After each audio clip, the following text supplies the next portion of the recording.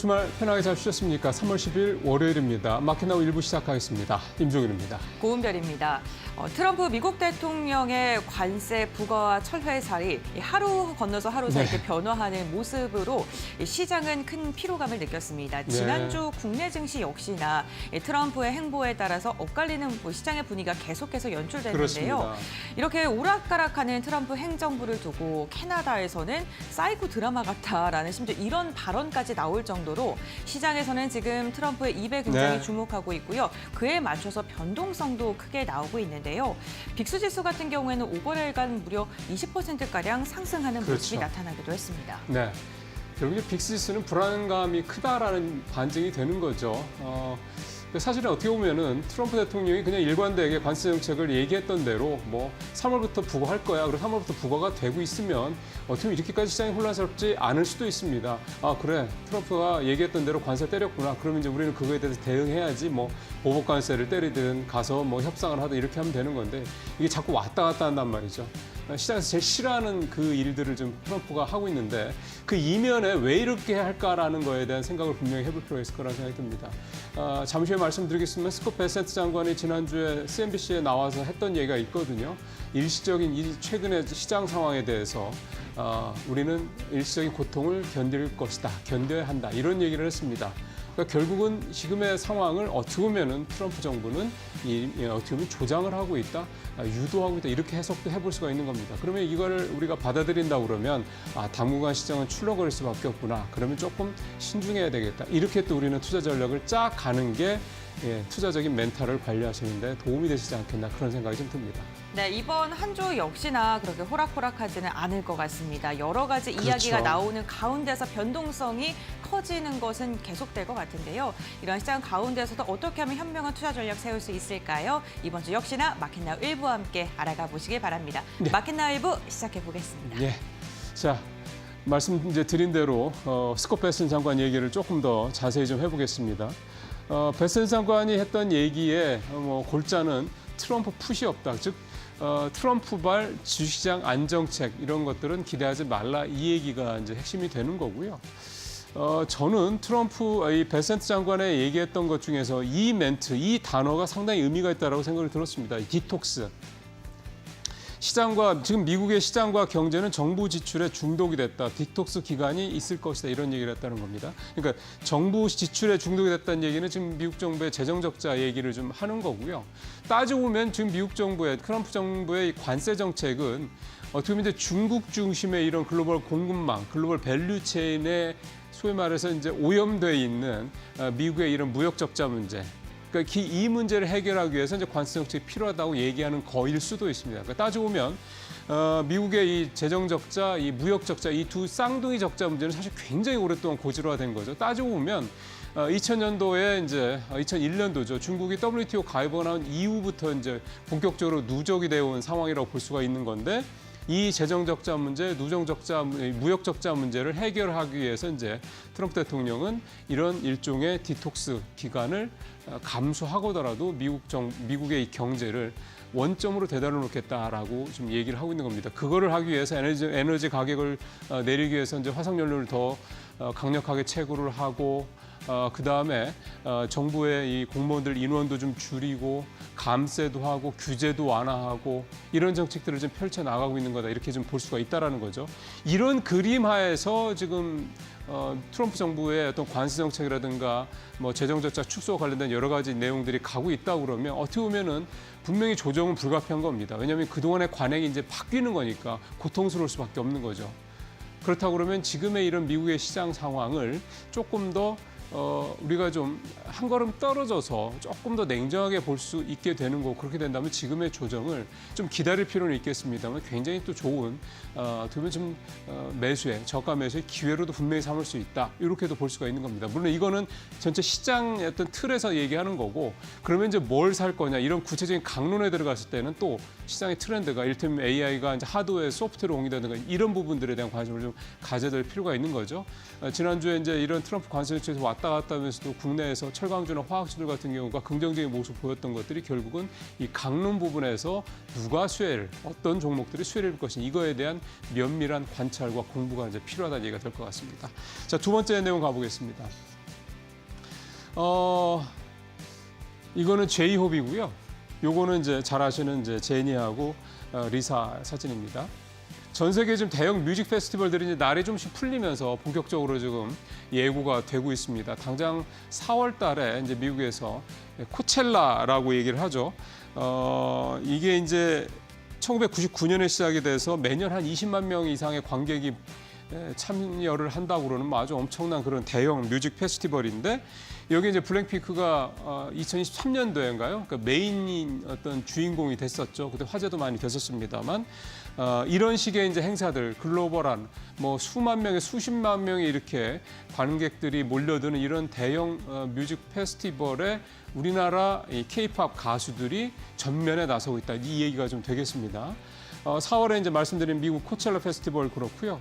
그다음에 남미의 코첼라와 같은 테카테라는 그런 역시 대규모 행사가 있는데 여기에 세븐틴이 K-팝 스타 가운데는 최초로 참석을 하기로 했다라는 얘기도 좀 나오고 있고 또 7월 달에는 독일의 롤라팔루자라는 이 역시 이것도 수십만 명이 모이는 그런 대규모 뮤직 행사인데 여기에 BTS의 제이홉과 이제 아이브 이 걸그룹이죠 출격을 하기로 했다 이런 내용들이 나오고 있습니다. 이거 말고도 여러 개가 있더라고요. 근데 뭐 다 여기다 제가 담아낼 수는 없었는데 결국 이제 제가 이 말씀을 드리려고 하는 이유는 뭐냐면 엔터주가 비즈니스 모델이 제일 큰 게 일단 앨범 판매입니다. 근데 앨범 판매가 작년에도 이미 부진한 걸로 나오고 있고요. 그러면 이제 국내 K-팝들, 그러니까 국내 엔터사들이 수익을 낼 수 있는 그 다음에 중요한 비즈니스 모델이 결국은 해외 공연인데 이거는 사실은 워낙에 부가가치도 높고 하기 때문에요. 그러니까 이게 이제 만약에 올해 이렇게 성사가 돼서 굉장히 좀 활성화가 되고 여기에 이제 메인으로 우리 K-팝 스타들이 이제 더 많이 나가게 된다 그러면 당연히 엔터사들의 매출이나 수익성에도 이제 도움이 될 수 있을 거다 보는 거고 또 그렇게 되면 작년에 주춤했던 앨범 판매도 늘어날 수 있다 이런 얘기가 되는 거죠. 이런 부분들이 상당히 좀 올해 엔터 업계에는 또 하나의 또 좀 굉장히 중요한 어떤 모멘텀이 될 수 있겠다. 여기에 이제 또 그 중국의 한한령 폐지와 관련된 또 기대감 나오고 있다는 것도 어쨌든 엔터주들은 물론 작년 말 이후부터 반등을 꽤 했습니다만 새로운 어떤 모멘텀들이 계속 나오고 있다는 점 이런 점들 역시 이게 예측 들어보면 마치 조선이나 방산주 같은 느낌이 살짝 들 정도의 어떤 그런 모멘텀들이 지금 나오고 있다는 점 역시 중요한 건 1분기 실적도 꼭 확인하셔야 될 필요가 있겠다는 생각이 듭니다. 자 마지막 체크사항은 고려아연입니다. 고려아연이 지난 7일 날입니다. 지난주 금요일 날 법원이 고려아연이 지난 임시주총에서 결의했던 이 상호 관련된 이 부분에 대한 효력정지 가처분 신을 인용을 했습니다. MBK 측이 손을 들어준 거죠. 그래서 이제 MBK 측이 갖고 있던 지분 25.4%의 의결권이 회복이 됐습니다. 이제 또 상황이 또 달라지는 겁니다. 이달 말에 주총이 있을 예정인데 이렇게 되면은 표 대결로만 놓고 보면은 MBK 연합 측이 유리한 상황이 좀 됐는데요. 이번에 법원이 판결을 내리면서 이 부분 상호주 부분에 대해서는 MBK 측이 손을 들어줬지만 집중투표제는 또 고려아연 측에 손을 들어줬습니다. 그래서 집중투표제를 통해서 이 고려아연 측은 그러니까 최윤범 회장 측은 또 이제 방어를 할 수 있는 여력이 좀 생긴 거고 그래서 상당히 또 치열하게 진행이 될 것 같다는 생각이 좀 들고요. 여기 하나 변수에서 생긴 홈플러스 사태가 되지 않을까 싶습니다. 왜냐하면 홈플러스 사태에 대해서 지금 굉장히 비난을 받고 있는 게 MBK 측이기 때문에 그래서 이런 부분들이 좀 종합적으로 작용이 돼서 특히 이제 소액주주들이 활동을 더 많이 이번에는 할 수 있으니까 이런 부분들이 실제로 이제 경영권 관련돼서 어떤 식으로 작동을 할지 상당히 좀 관심 있게 좀 봐야 될 것 같습니다. 주가는 160만 원 근처까지 갔다가 지금 거의 절반 이하로 떨어져서 72만 원대까지 떨어져 있는 그런 상황입니다. 이번에 요 일 때문에 이제 고려아연이 또 주가가 또 어떤 변동성이 있을지 또 오늘부터 좀 또 중요한 또 변수가 좀 될 것 같습니다. 모닝 체크 마치겠습니다.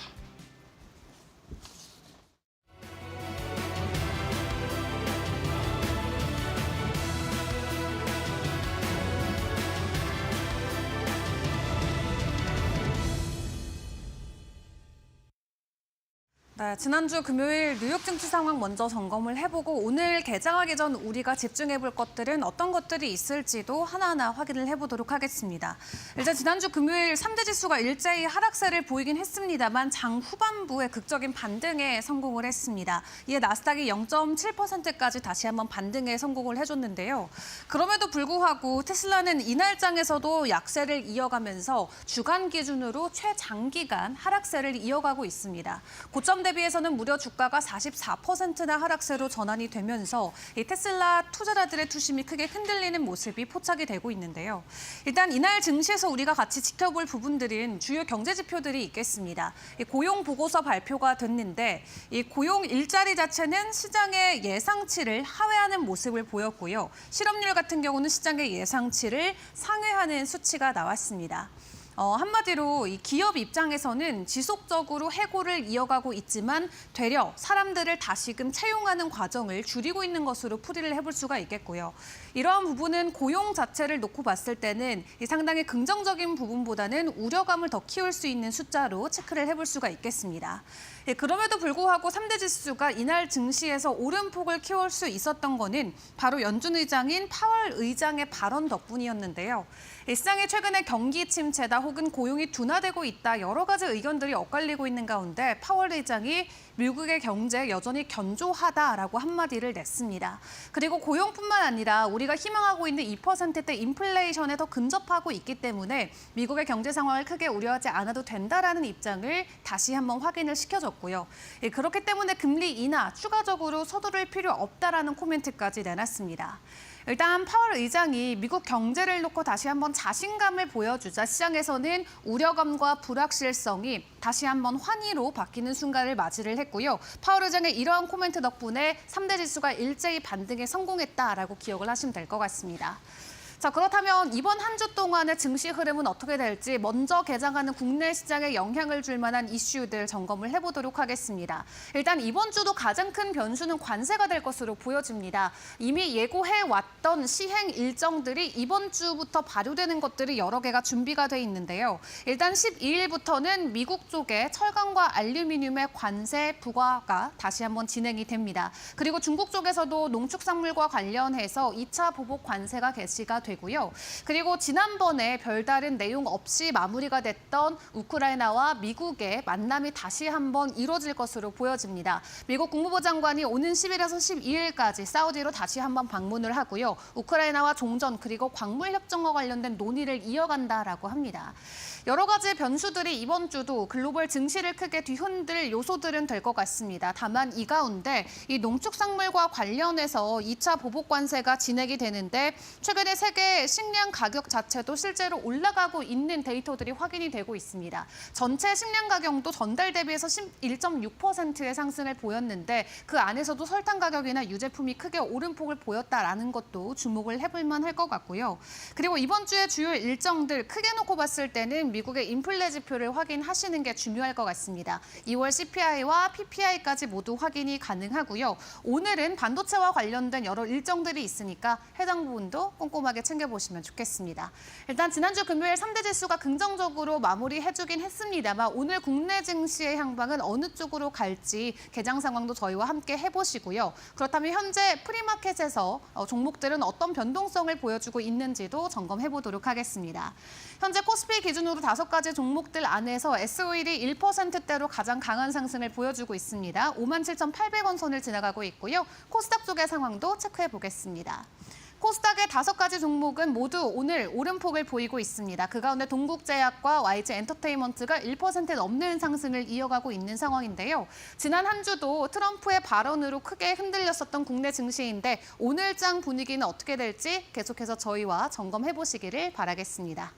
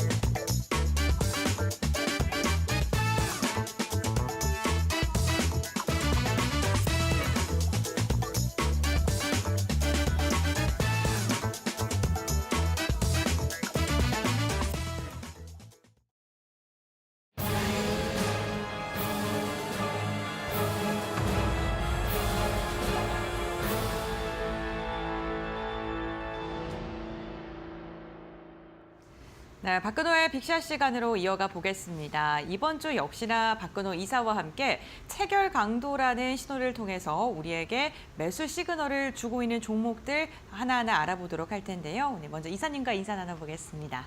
안녕하세요. 안녕하세요. 네, 이번 한 주도 잘 부탁드리고요. 네. 우선 첫 번째 체결 강도로 우리에게 매수 신호를 줬던 종목군들부터 알아보겠습니다. 첫 번째 종목 공개해 주시죠. HDC 현대산업개발, 저희가 빅샷 종목으로는 HDC를 또 선정을 하셨었는데 네네네. 건설 경기가 이제 좀 바닥을 딛고 반등할 거다라는 뭐 그런 긍정적인 이야기도 나오고 있습니다만 일부 중소형 건설사들 계속해서 뭐 회생 굉장히 힘들죠. 신청을 네. 한다던가 힘든 시기를 겪고 있어서요. 과연 체결 강도는 우리에게 어떤 신호를 주고 있는지 궁금합니다. 먼저 첫 일단 번째. 네. 대부분의 건설사들이 네. 실질적으로 작년 4분기서부터 원가율이 낮아지고 있다라는 게 지금 공통된 건설사들에 대한 의견이거든요. 원가율이 낮아진다는 게 어떤 말씀이실까요? 일단 뭐 건설비가 낮아지고 있다는 뜻인데 네. 저는 제가 봤을 때 원가율이 낮아진다라기보다는 분양비가 올라가니까 원가율이 그만큼 내려가는 효과가 있지 않나라고 생각을 하거든요. 아, 상대적으로 저렴해 그렇죠. 보이는 네, 거군요. 그렇죠. 네. 그게 맞다라고 보고 있고 네. 현대산업개발이 왜 지금 시장에서 다른 현대건설 그다음에 DL, ENC 이런 기업들은 사실 굉장히 많이 올랐잖아요. 근데 반면에 우리가 옛날에는 뭐 빅4, 빅3라고 얘기했던 건설사 중에 GS건설은 지금 오른 게 거의 없어요. 그래서 그래도 HDC 현대산업개발이 과거에 좀 약간 악재가 굉장히 좀 많았었는데 그 부분들을 좀 광주 아이파크 관련돼서 좀 약간 극복을 빠르게 했다라는 게 시장의 좀 평가인 것 같아요. 지금 이제 화면에 나오는 것은 이제 HDC 현대산업개발이 지금 하고 있는 그 어떤 프로젝트라고 보시면 될 것 오. 같은데요. 이게 이제 광운대 근처 이제 역세권 개발 사업인데 한 4조 5천억짜리 사업이에요. 그래서 요거 이제 분양 대금이 이제 계속 들어오고 있는 상황이거든요. 이제 중도금이라고 보통 얘기를 하고 있고 그래서 올해 이제 뭐 건설사들 사실 딱히 왜 오른다라고 시장에서 그 누구도 지금 설명을 할 수는 없습니다. 건설사들이. 근데 네. 뭐 저평가라고 할 수도 있고 사실 이제 PF 관련돼서 뭐 굉장히 좀 리스크 있던 부분들이 다 주가에 적용이 됐기 때문에 좀 저평가 그다음에 뭐 금리 인하 이런 것들이 좀 맞물린 것 같아요. 또 금리가 인하가 되면은 주택 구매 욕구를 굉장히 자극하잖아요. 그래서 그런 것들이 좀 약간 종합적으로 좀 적용이 되지 않았나라는 생각을 하고 있습니다. 그 최근에 또 주담대 대출 비율이요 또다시 상승세로 네. 돌아섰다고 합니다. 그만큼 빚을 내서 집을 구매하려는 수요자가 점점 더 늘어나고 있는 추세이기 때문에 경색됐던 부동산 시장이 조금은 이제는 다시금 풀리지 않을까 뭐 이러한 기대감이 주가에 반영되는 것 같은데요. 네. 그렇다면 차트는 어떻게 흘러가고 네, 있을까요? 한번 볼까요? 네. 일단 뭐 동그라미가 좀 안 쳐져 있는 것들은 다 이제 전반적으로 분위기가 좀 좋은 기업들인데 가장 중요한 것은 제가 항상 강조를 드리는데 갖고 있었을 때도 이런 하락 구간에서 체결 강도를 보면서 홀딩을 할지 아니면 뭐 손절을 할지 아니면 익절을 할지를 결정을 할 수도 있지만 네. 안 갖고 있는 상황에서도 이렇게 좀 약간 떨어져 있는 구간에서 사실 이렇게 차트가 좋아 보이는 구간들이 있잖아요. 이런 그렇죠. 구간에서 사는 것보다도 이런 구간에서 사는 게더 수익률 측면에서 그렇죠. 수익률적인 측면이나 네. 평단가가 굉장히 좀 낮아지게 되겠죠. 네. 현대산업개발 그런 이런 구간들에서 체결 강도 좀 어떻게 나왔는지 확인을 해볼까요? 알겠습니다. 체결 강도 네. 보여주시죠. 자, 일단 가장 좀 약간 힘들었던 구간이 이 3일 연속 좀 약간 조정을 이때 받았던 고민 많이 될것 같아요. 그렇죠. 네. 구간인데요.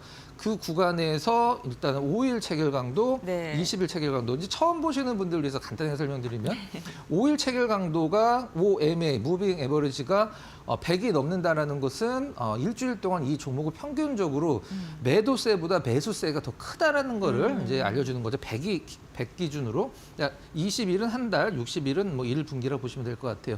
떨어졌을 때 일단 두 개가 아주 그냥 좀 빵빵하게 받쳐주고 있으니까 네. 하락을 극복을 하고 조정이 이제 조정이라고 표현을 해야 되겠죠. 그러고 나서 네. 다시 상승하는 이런 데서 좀 약간 소위 얘기하는 좀 털린다라고 표현을 했을 때 매도를 했다라고 했을 때 8%, 5% 가까운 수익률은 또 다음 날 배 만에는 아프죠. 네, 네. 못하는 거죠.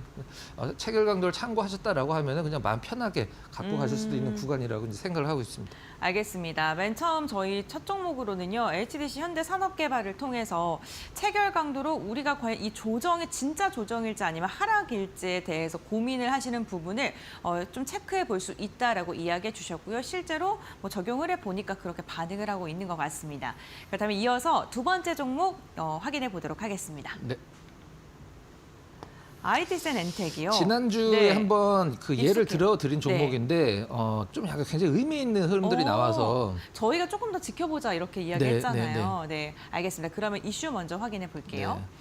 자, 이슈 그때도 말씀드렸지만 쌍용 정보통신이 있죠, 과거에. 근데 최근에 이제 나온 뉴스들 보면 실적 발표하자마자 줄줄이 상한가, 영업이익이 100억이 넘는데 시총이 400억은 너무 저평가가 아니냐, 뭐 이런 식으로 이제 좀 이름이 굉장히 좀 낯설어서 그렇지 이 IT센 엔텍 그다음에 과거 이제 쌍용 정보통신이 하던 것들을 보면 뭐 국민건강보험 정보 시스템도 관리를 하고 있고 여러 가지 좀 우리가 흔히 얘기하는 너무 개별주적인 성격이 이제 주가에서 보이기 때문에 좀 약간 꺼려지긴 합니다만은 그래서 나름대로 실적이 굉장히 좀 좋아지고 있어요. 작년 실적은 117% 당기순이익 기준으로 증가한 107억 원으로 집계가 됐다. 근데 불과 며칠 전까지 시가총액이 400억대였었죠. 네. 물론 뭐 일회성으로 갑자기 좋아진 거 있을 수도 있어요. 사실 그런 것들을 시장에서 좀 약간 필터링을 하긴 해야 되긴 합니다만 그래도 시장에서는 좀 굉장히 좀 싸다라는 평가가 좀 있는 것 같습니다. 네, 그렇다면 차트 보면서 어떠한 반응을 보여줬는지 한번 확인해 보겠습니다. 네. 저희가 이제 방송을 했을 때 이 상한가를 갔을 때 네. 신호가 이쯤에서 나왔기 때문에 굉장히 좀 좋은 신호가 굉장히 좋은 자리에 줬다라고 저희가 이제 방송을 한번 한 적이 맞아요. 있잖아요. 근데 네. 상한가를 갖고 이제 만약에 여기서 뭐 따라잡았다라고 한번 가정을 좀 한번 해보죠. 상한가를 샀다. 근데 다음 날 이런 흐름이 나왔어요. 이거 뭐 손가락을 자르고 싶은 듯한 느낌이 막 들 것 같습니다. 네. 그 다음에 이틀 정도 약간 좀 기간 조정을 줬는데 지난주 이제 금요일 날 마찬가지로 거의 상한가 갔다가 이제 약간 뭐 굉장히 윗골이 길게 풀리긴 했습니다만은 요 3일 동안 만약에 여기서 샀는데 물렸다라고 생각을 했을 때 손실 중인 구간에서 체결 강도가 굉장히 좀 좋은 의미를 줬어요. 그것 때문에 지난주 금요일 날 또 다시 상한가가 한번 네, 네. 그렇죠. 맞습니다. 알겠습니다. 그럼 체결 강도를 통해서 어떻게 신호를 줬는지 네. 살펴보시죠. 와, 17% 떨어졌어요. 네, 변동성이 17% 정말 떨어진 심했네요. 날 네. 이제 5일 체결 강도, 20일 체결 강도, 60일 체결 강도까지 아직 안 풀렸네요. 네, 그렇죠. 아직도 안 풀렸습니다. 5일 체결 강도 오히려 더 좋아지고 있어요. 그러네요. 그렇기 때문에 제가 봤을 때는 확인은 안 해봤는데 상한가를 갔다가 풀린 것 같아요. 금요일 날. 그래 9.5% 상승으로 마감을 했는데 만약에 여기 상한가 간 날 따라 잡으셨다고 하더라도 충분히 뭐 본전에서는 나올 수 있는 가격을 줬기 때문에 근데 이거 체결 강도 안 보고 그냥 여기에서 굉장히 불안하잖아요. 그쵸. 그런 구간들에서 체결 강도를 보고 물론 뭐 체결 강도가 주식에서 100%가 없다라는 것은 뭐 너무나 당연한 거지만 그래도 체결 강도를 통해서 좀 약간 체크를 하셨다라고 하면은 한번 체결 강도 믿고 한번 그 홀딩을 해보자라고 하셔서 뭐 수익권 내지는 본전에서 팔고 나오실 수 있는 구간을 충분히 줬다 이렇게 좀 생각이 드네요. 네, 정말 크게 흔들었던 종목인데 체결 강도에서는 아직은 보유해도 괜찮다라는 신호를 준 것으로 확인이 됐고요. 결국에는 금요일장에 또 강한 상승력을 좀 보여주기도 했었습니다. 네, 종목 어떻게 해야 될지 좀 고민되시는 분들은 체결 강도를 또 보조지표로서 확인해 보시는 것도 좋을 것 같고요. 다음 종목도 한번 살펴보겠습니다. 네. 세 번째 종목은 LG화학인데요. 최근에 화학 관련 기업들이 진짜 기지개를 켜고 있다라는 네. 말이 맞는 것 같습니다. 일단 네. 턴은 하진 않았고 네. 그 턴을 할 것이다. 롯데케미칼도 3년인가 4년 만에 좀 흑자를 전환할 것이다라고 이제 시장을 예상을 하는데 매년 그거는 나와왔던 부분이거든요. 근데 네. 저는 이제 우리 앵커님 그 네. 24년도에서 네. 25년도로 달려가나 십자나 바뀌었다라고 해서 기업이 달라질 거라고 생각을 하진 않거든요. 그렇죠, 네. 우리가 보통 뭐 중간고사 잘 못 봤는데 내가 공부를 열심히 해서 기말고사 잘 봐야 되겠다. 충분히 가능하잖아요. 근데 가능하죠. 이 화학 업종들이 왜 나빠졌는지를 생각을 하면 사실 턴어라운드 하는 것은 일단 뭐 부정적으로 보는 건 아니긴 합니다만은 굉장히 힘든 일입니다. 지금 뭐 중국도 그렇고 그 위에 중동까지 해서 가격적으로 지금 저희 화학회사들이 경쟁력이 지금 거의 없는 상황이라 아무튼 뭐 주가는 뭐 나쁘지 않게 진행이 되고 있는 것 같아요. 그러면 이슈부터 확인해 보겠습니다. 네. 일단 뭐 중국 5% 성장 경기 부양 기대감 롯데 LG화학, 롯데케미칼 봄날 오나 봄날 왔네가 아니라 봄날 오나 이게 이제 중요한데 네. 일단 우리가 네. 보통 중국이 경기 부양책을 쓰거나 아니면 실질적으로 중국 경기가 좋아지면 네. 과거에는 뭐 화학주들이 대표적으로 꼽히긴 했었는데 그건 왜 그러냐면 중국의 화학 제품들이 자급률이 굉장히 좀 모자랐기 때문에 그래요. 근데 지금 웬만한 화학 제품들은 자급률이 거의 100%를 넘거나 100%에 근접하기 때문에 중국의 경기 부양을 하더라도 오히려 우리나라 화학 기업들이 중국의 저가 공세로 지금 피해를 보고 있는 상황이라 이 부분들은 끝까지 좀 체크를 좀 하면 될 것 같아요. 가장 중요한 게 뭐냐면 이 화학 업종들은 제가 부연 설명을 좀 드리면 업스트림 기업이 있고 LG화학, 롯데케미칼은 업스트림이라고 불러요. 그다음에 그 밑에 기업들은 이제 그 하나솔루션까지도 업스트림이고 그 밑에 기업들은 이제 다운스트림이라고 부르는데 업스트림 기업들은 이제 기본적으로 에틸렌을 만드는 기업들을 업스트림이라고 하거든요. 원유를 갖다가 네. 에틸렌은 화학의 쌀이잖아요. 네. 그 굉장히 많은 거의 대부분의 화학물질로 변형이 가능하기 때문에 에틸렌을 만드는 게 중요한데 원유를 갖다가 에틸렌을 만드는 기업들은 업스트림. 그 에틸렌을 갖다가 다른 거를 만드는 게 이제 다운스트림인데 그 에틸렌 가격에서 지금 뭐 거의 중동이 그 우리나라에서 만드는 것보다 3분의 1 가격밖에 안 되기 때문에 사실 뭐 업황 턴이라는 것은 조금 더 지켜봐야 된다라고 저는 생각을 하고 있고 뭐 주가는 좀 다를 수가 있으니까요. 그래서 그러면 주가는 또 어떻게 흘러가는지 한번 보겠습니다. 그렇죠. 주가 네. 한번 보도록 할게요. 네.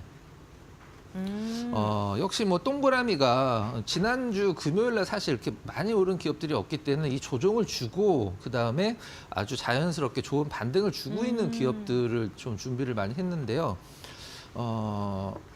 이렇게 한번 해보면은 이렇게 여기가 이제 골든 크로스라고 네. 보통 나서 5일선이 21선 골든 크로스가 났고 이렇게 가려보면 굉장히 좋은 차트입니다. 네. 실질적으로는 바닥권에서 이제 떨어진 날 거래량 많이 늘었죠. 매도 클라이막스성 거래도 좀 많이 나왔고 해서 이제 더 이상 매도가 안 나올 것 같아서 이 날도 좋은데 이렇게 3일 이제 연속 좀 약간 지지부진하고 급락도 좀 나왔어요. 아까 이제 IT센 엔텍에서도 마찬가지로 굉장히 좀 걱정이 되는 상황이거든요. 네, 걱정될 것 같아요. 그러고 네. 나서 지난주 금요일 날 굉장히 좋은 퍼포먼스가 좀 나왔는데 거래량도 굉장히 좋았죠. 네. 책을 한번 봐볼까요? 좋습니다. 네. 그러면 체결 강도는 어떻게 신호를 줬는지. 떨어지는 구간에서 오.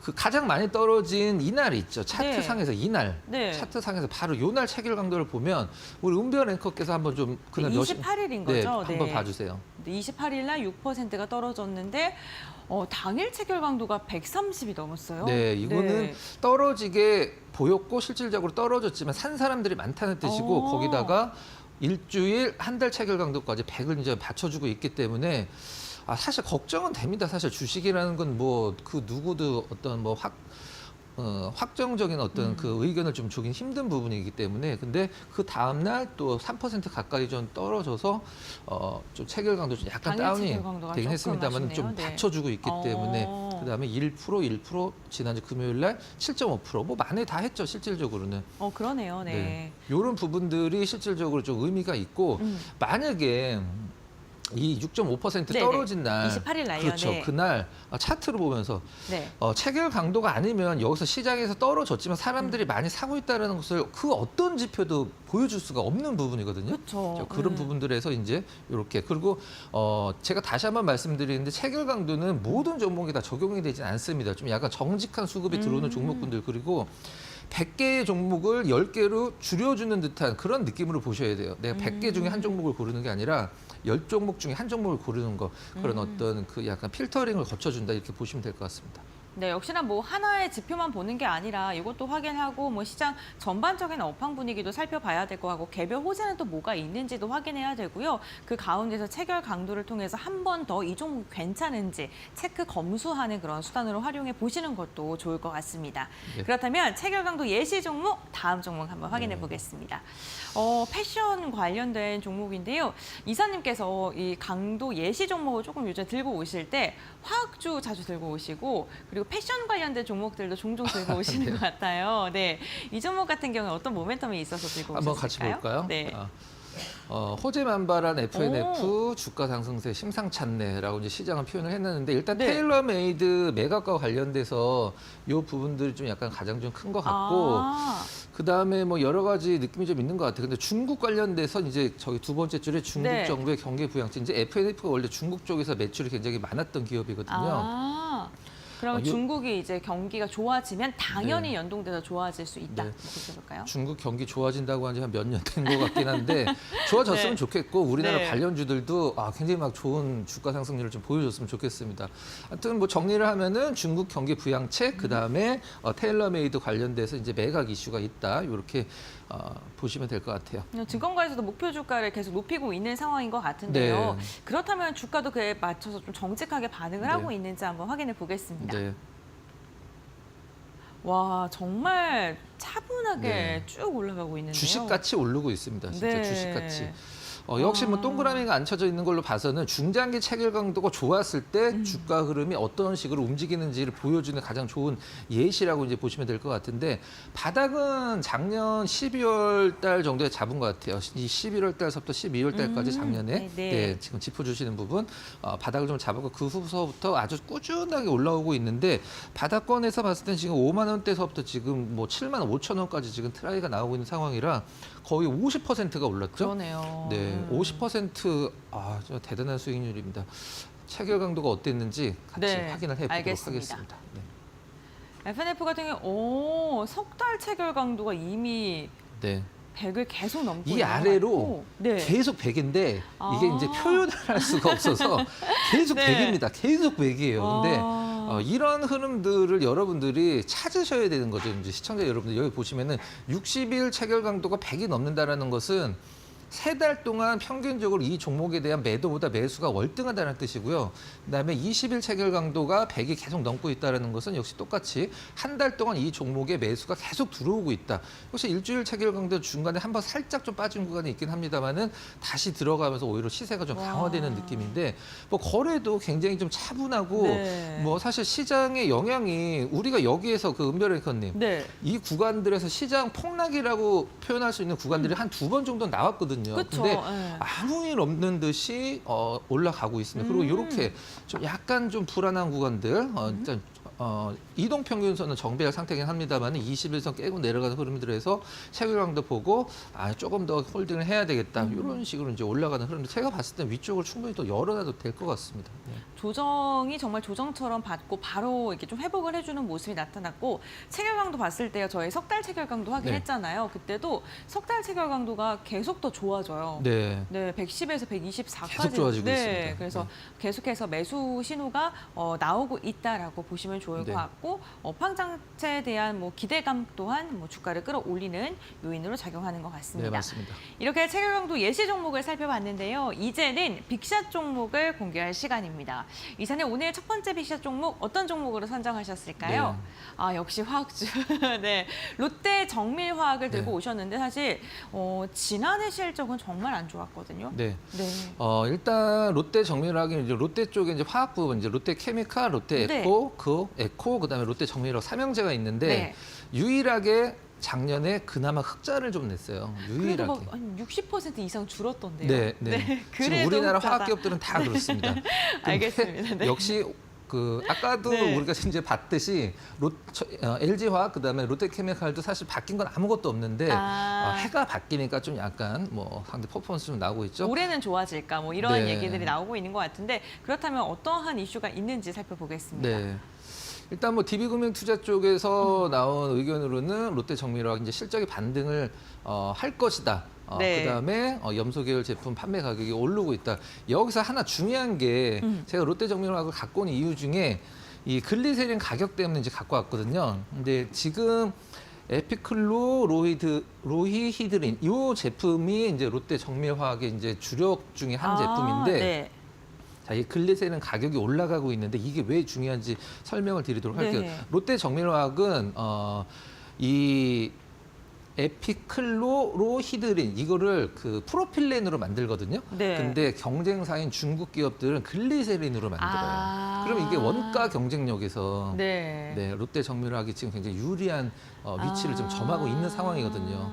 그렇기 때문에 이 글리세린 가격이 올라가면 올라갈수록 롯데 정밀화학이 상대적으로 더, 그렇죠. 네. 상대적으로 이제 경쟁을 하고 있는 중국 기업들 대비해서 음. 일단 판매 가격 대비 뭐 일단 원가가 확실히 좀 이익이다 이렇게 보시면 될 것 같습니다. 특히나 뭐 중국과 가격 경쟁에서 저희가 계속 조금 부족했던 부분이 있었기 때문에 이러한 원가 글리세린의 가격 상승이 또 충분히 경쟁력 확보에 대한 모멘텀으로 작용할 수 있을 것 같습니다. 네. 그렇다면 주가는 지금은 어느 정도 위치일까요? 네. 일단 1월 달 기준으로 여기까지가 이제 작년이고요. 아, 그다음에 이제 여기가 이제 3월 달, 3월 초인데 지금 다른 화학주들 대비해서 사실 오르진 않았습니다. 작년 말에 좀 약간 오르려고 하다가 지금 거의 한 2달 반 이상 횡보하다가 올랐다가 다시 좀 내려가고 올라가려고 하는 상황인데 뭐 왜 갖고 왔는지는 뭐 설명이 필요 없겠죠. 체결 강도가 당연히 좋기 때문에 한번 재료도 나쁘지 않고 해서 한번 네, 그럼 체결량도 공개해 주시죠. 네. 어. 안 올랐는데 네 개의 체결 강도가 지금 모두 100을 기록을 하고 있어요. 네. 60일 체결 강도도 지금 한 2주 정도 네. 100을 기록을 하고 있고 한 달 체결 강도는 한 3주 정도. 그다음에 5일 체결 강도는 유지되다가 빠졌다가 좀 다시 들어갔어요. 빠졌다가 다시 들어가면 강화가 된다고 그랬죠. 네, 맞습니다. 그다음에 지난주 금요일 날 1.3% 오른 상황에서 뭐 나름대로 166 좋은 체결 강도를 보여줘서 롯데 정밀화학이 다른 화학주들 대비해서 이제 실적 반등이 올 가능성이 그나마 있는 기업이기 때문에 방금 전에 설명드렸던 부분 참고를 하시면 될 것 같습니다. 네, 알겠습니다. 오늘 첫 번째 비시작 종목으로는 롯데 정밀화학을 선정해 주셨고요. 그럼 이어서 두 번째 종목도 공개해 보겠습니다. 네. 한솔케미칼이요. 네. 또 화학주 그러니까 또 케미칼. 2개 연속 화학주네요. 네. 안 좋다면서 왜 2개나 네, 갖고 왔냐. 그러니까요. 네, 근데 기대감밖에 없다고 저한테 한솔 그러셨잖아요. 케미칼은 이제 네. 화학주로 보기도 하지만 실질적으로는 반도체 업황과 가장 근접한 어떤 업황을 보여주는 게 한솔 케미칼이고 네. 그다음에 삼성 계열이기 때문에 한솔 케미칼이 이제 화학 제품들 납품할 때 삼성 파운드리는 거의 독점으로 내고 있고요. 한솔 케미칼도 있지만 뭐 한솔 관련주들이 이제 시장에 몇 개가 있잖아요. 네. 근데 지금 반도체 관련된 기업들이 투자를 굉장히 강하게 하고 있습니다. 작년 말서부터. 그래서 일단 반도체 업황도 바닥이고 화학 업황도 나름대로 좀 바닥이기 때문에 실질적으로는 반도체 업황과 가장 밀접한 회사라고 보시면 될 것 같아요. 알겠습니다. 그러면 어떠한 모멘텀이 있는지 조금 더 자세히 확인해 네. 보겠습니다. 삼성증권에서 굉장히 긍정적인 리포트를 내놨는데요. 네, 이익 반등의 분기점 목표가 네. 16만 원. 일단 뭐 한솔케미칼 관련돼서는 이익 반등의 분기점이라며 투자 바이 일단은 뭐 지금 시장에서 그냥 홀드 의견만 나와도 나쁘진 않은 상황인데 바이 그렇죠. 매수를 네, 그렇죠. 제시했네요. 네. 목표가 16만 원을 제시를 했다. 이때 뭐 종가 기준에서 35% 이상의 상승 여력이 있다라고 표현을 해놨는데 일단 삼성전자만 반등을 해주면은 일단 삼성전자의 매출 캐파만 늘어나면 한솔케미칼은 그냥 알아서 돈을 버는 기업이거든요. 실질적으로는 차트 봐볼까요? 네, 좋습니다. 차트 네. 공개해 주시죠. 네, 차트는 굉장히 이쁩니다. 차트 우리 보통 별 영화 볼 때 별 5개에서 뭐 3개다, 2개다, 4개다 이렇게 표현하잖아요. 네. 우리 은별 앵커님 요거 별 5개 기준으로 감상평을 딱 점수 주신다 그러면 별 몇 개 주시고 싶으세요? 아까 FNF를 봐서요. 5개는 못 드릴 것 같고 네. 한 4점? 별 4개. 네. 저는 한 4개 반 정도 주고 싶은 그런 굉장히 퍼포먼스가 네. 좋은 그런 차트인데요. 소수점으로 나눌 수 있었군요. 네, 맞습니다. 네. 체결 강도를 마지막에 확인만 해보도록 알겠습니다. 하겠습니다. 네. 일단 오. 꽉 차 있습니다. 지금 뭐 꽉 차 있고 와. 그다음에 여기도 꽉 차 있고 석 달, 한 달, 네. 5일, 당일까지도. 네. 3일 연속 유지를 계속 해주고 있는데 뭐 사실 제가 봤을 때 조정 준거를 만회를 해준 거지 추가 상승이 아니었기 때문에 한솔케미칼도 일단 뭐 반도체 관련돼서 올해 좀 업황이 회복되면 상당히 좀 뭐 이익의 어떤 그 레벨업이 좀 기대가 된다 이렇게 정리를 하도록 하겠습니다. 네, 알겠습니다. 오늘 박근호 이사와 함께 빅샷 종목군들까지 알아봤습니다. 오늘도 역시나 체결 강도를 통해서 우리에게 시그널을 주고 있는 종목군들 알아봤고요. 오늘은 화학 업종을 중심으로 해서 2가지 종목 살펴봤습니다. 오늘 말씀 여기까지 듣도록 하겠습니다. 고맙습니다.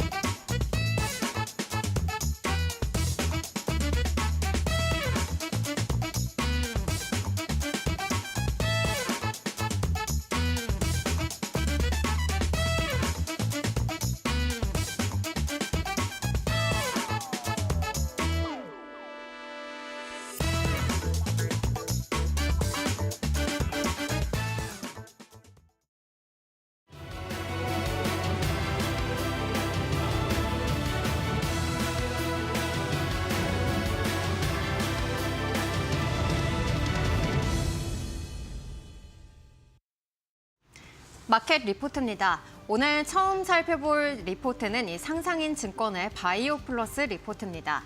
이 바이오 플러스는 지난해 4분기에 영업이익이 114% 넘게 늘어나면서 올해도 역시나 영업이익이 대폭 증가할 것이라는 전망인데요. 이 영업이익의 상승 요인들 하나씩 짚어보도록 하겠습니다. 먼저 이 필러 기반의 이 수출이 빠르게 성장을 하고 있는 그러한 상황인데요. 이 직수출과 또 대형 거래처 위주로 유통 구조를 전환한 점이 바로 이 수익성을 끌어올릴 수 있다는 분석입니다. 유통 구조 개편에 따라서 이 판가가 높아지고 또 수익성이 크게 개선이 되면서 영업 실적이 구조적으로 개선될 것이라는 분석입니다. 또한 이 신공장 모멘텀 역시도 존재를 하고 있는데요. 이 신공장을 완공할 경우에는 이 히알루론산의 필러 생산량이 기존 540만 개에서 4천만 개까지 대폭 늘어날 전망이라고 합니다. 현재는 이 사용 승인을 받은 상태이고요. 그리고 올해 8월과 또 9월쯤에는 의료기기와 또 의약품의 GMP 인증을 받을 예정입니다. 또한 이렇게 글로벌 시장 진출 계획 역시도 계속해서 이어지고 있는데요.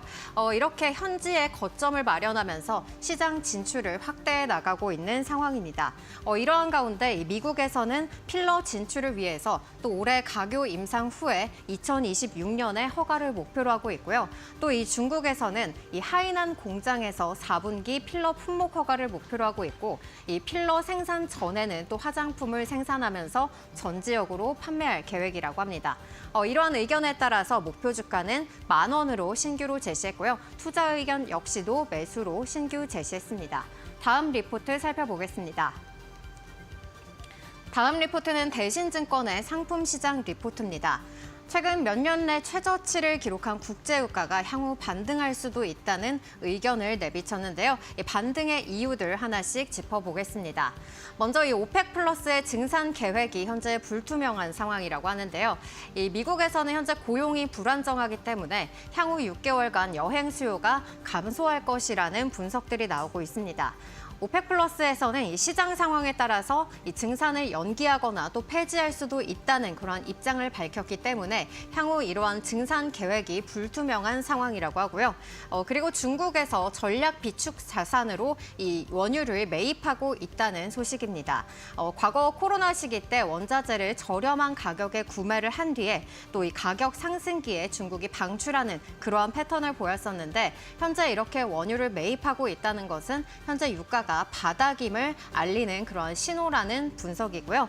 그리고 중국에서 또 강력한 경기 부양책을 내세움으로써 원유 수요 역시 증가할 수 있다는 분석입니다. 현재 중국에서는 경제 성장률 목표치를 5%로 공격적으로 제시를 한 데다가 재정 적자를 확대하면서 강력한 경기 부양책을 예고하고 있는데요. 바로 이러한 부분들이 향후 원유의 상승을 예고할 수 있다는 의견입니다. 그리고 이 미국 셰일가스 기업들의 생산 가능성이 지연이 되고 있다라는 분석인데요. 이러한 부분들은 현재 이 미국 내 신규 유정 개발비가 배럴당 $67 수준에 달하는데 여기에서 유가가 더 하락을 하게 된다면은 이 셰일가스 기업들은 수익성을 문제로 또 이 증산을 주저할 수밖에 없는 그러한 상황이라고 하고요. 또 이 미국의 원유 생산량 전망 역시도 하향 조정이 됐습니다. 따라서 공급이 빠르게 늘어나지 않을 가능성 역시도 존재를 하고 있는데요. 이러한 여러 가지 요인들을 살펴봤을 때 향후 원유는 반등할 수 있다는 의견입니다. 다음 리포트도 살펴보시죠. 네, 다음 리포트 DLENC의 리포트입니다. 4분기 SMR 표준화 경쟁에서 앞서가고 있는 엑스에너지와의 협력이 아직 주가에 반영이 되지 않았다면서 상반기 최선호주로 제시를 했는데요. 이 SMR 표준화 경쟁에서 현재 엑스에너지 같은 경우에는 우위를 점하고 있는 상황입니다. SMR은 매출과 수주보다는 표준 기술에서 우위를 점하는 게 핵심이라고 하는데요. 이 다른 원전 산업과 달리 이 노형과 또 모듈화된 설계를 기반으로 빠르게 확산할 수 있기 때문이라고 합니다. 그리고 엑스에너지 같은 경우에는 아마존과 또 다우케미컬과의 협력을 통해서 시장 지배력을 확대해 나가고 있는데요. 아마존은 또 엑스에너지에 약 7억 달러를 투자했고요. 또 다우케미컬과는 이 미국 걸프만 지역에서 고온 가스로형 SMR 설치 프로젝트를 추진 중에 있습니다. 이로 인해서 이 DLENC는 이 엑스에너지의 EPC 파트너사로서 수혜가 전망된다라는 의견인데요. 이미 2023년에 이 X에너지에 2천만 달러를 투자해서 전환 사채를 인수했고요. 또 현재 이 노르웨이와 인도네시아에서 SMR 사업을 공동으로 추진하고 있습니다. 목표 주가는 6만 3천 원으로 상향 조정했고요. 그리고 투자 의견은 매수로 유지하면서 업종 내 최선호주로 제시했습니다. 여기까지 마켓 리포트였습니다.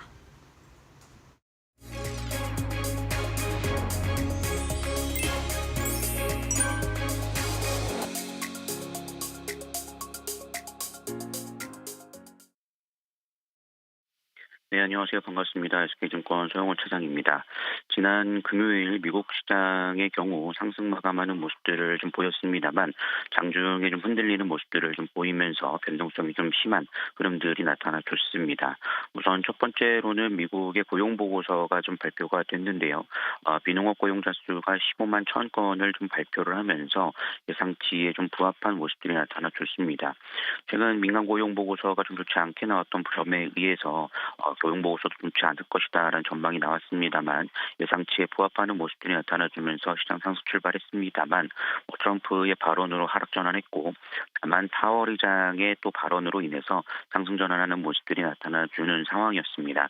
파월의 경우에는 지금 현재 시장에 있어서 좀 고용에 대한 둔화도 있지만 전체적인 경제의 흐름들은 양호하다라고 발언이 이어졌고 이로 인해서 경제가 조절 가능한 수준에 놓여 있다라는 발언들을 하면서 시장은 좀 안도하는 모습들이 나타나줬습니다. 오늘 이로 인해서 한국 증시 좀 강보합권에서 출발을 예상하고 있습니다만 현재 지금 미국 선물 시장이 좀 약세로 나타나고 있다는 점을 감안해 본다면 강한 반등은 좀 어려울 것으로 예상이 좀 되고 있고요. 지난주 금요일에 좀 저점이 잡혔던 2,541선이 좀 유지되는지에 대한 여부들을 좀 확인하시면서 좋은 박스권을 좀 예상해 보셔야 되지 않을까라고 생각을 하고 있습니다. 그렇기 때문에 업종의 대응에 있어서 좀 압축이 좀 필요하다라고 말씀을 드릴 수 있겠고요. 다만 현재 구간에서 철강 섹터에 대한 좀 트럼프에 대한 관세 부과에 대한 소식으로 인해서 시장에 좀 상승 예상되고 있기 때문에 좀 관심 있게 살펴보실 필요 있겠고 그 외에 또 방산 섹터에 대한 부분들 여전히 좀 긍정적인 흐름들이 좀 이어지고 있다는 점에서 철강과 방산 섹터에 대한 부분에 대해서 좀 관심 있게 살펴보시면서 대응을 해나가 보시는 게 좋지 않을까라고 말씀을 좀 드릴 수가 있겠습니다. 이렇게 좀 정리를 해드리도록 하겠고요. 지금까지 SK증권 서영원 차장이었습니다. 감사합니다.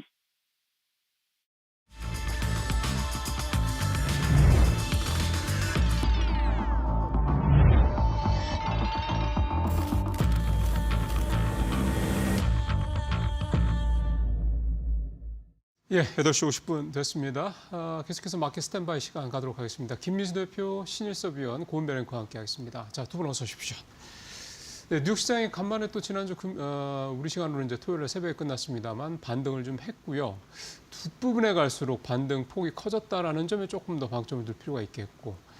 역시 이제 파월의 발언 때문인데 이제 이 부분이 이제 약효가 얼마나 갈지는 좀 더 봐야 될 것 같긴 합니다만 지금 워낙 트럼프 대통령의 관세 정책이 좌충으로 돌아가고 있기 때문에 이런 불안감이 좀 어떻게 사그러들지 좀 그 부분 지켜봐야 될 것 같습니다. 국내 시장 같은 경우는 또 이번 주에 좀 확정된 건 아닙니다만 헌법재판소에 이제 판결이 나올 예정이라 판결이 될 가능성이 있어서 이런 부분들 또 우리 국내 시장에는 또 리스크도 하나 또는 변수가 될 것 같다는 그런 판단도 좀 해보게 됩니다.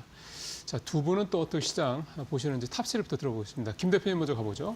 네, 일단 미국이 지난주 말에 반등을 했긴 했지만 조정세가 여전히 이어가고 있는데 여기서 조정의 폭이 좀 더 길어질까라는 쪽들에 대한 관심이 좀 높아지는 시점인 것 같은데요.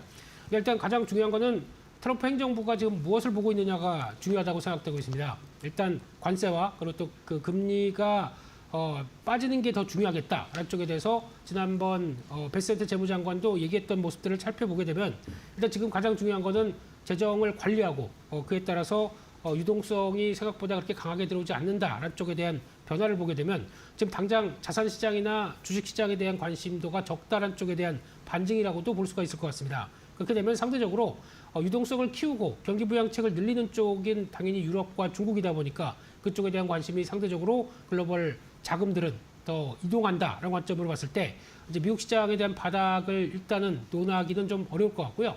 바닥 자체가 확인되기 위한 어떤 조건들, 그걸 좀 확인할 필요가 있다라고 하게 되면 여전히 반등이 나온다고 하더라도 강한 추세적인 반등보다는 바닥을 다지는 모습들이 적어도 나올 수 있겠다라는 쪽에 대해서 일단 미국 쪽에 대한 변화들은 너무 그러니까 강하게 대응하기는 좀 어렵다라고 봐야 될 것 같고요.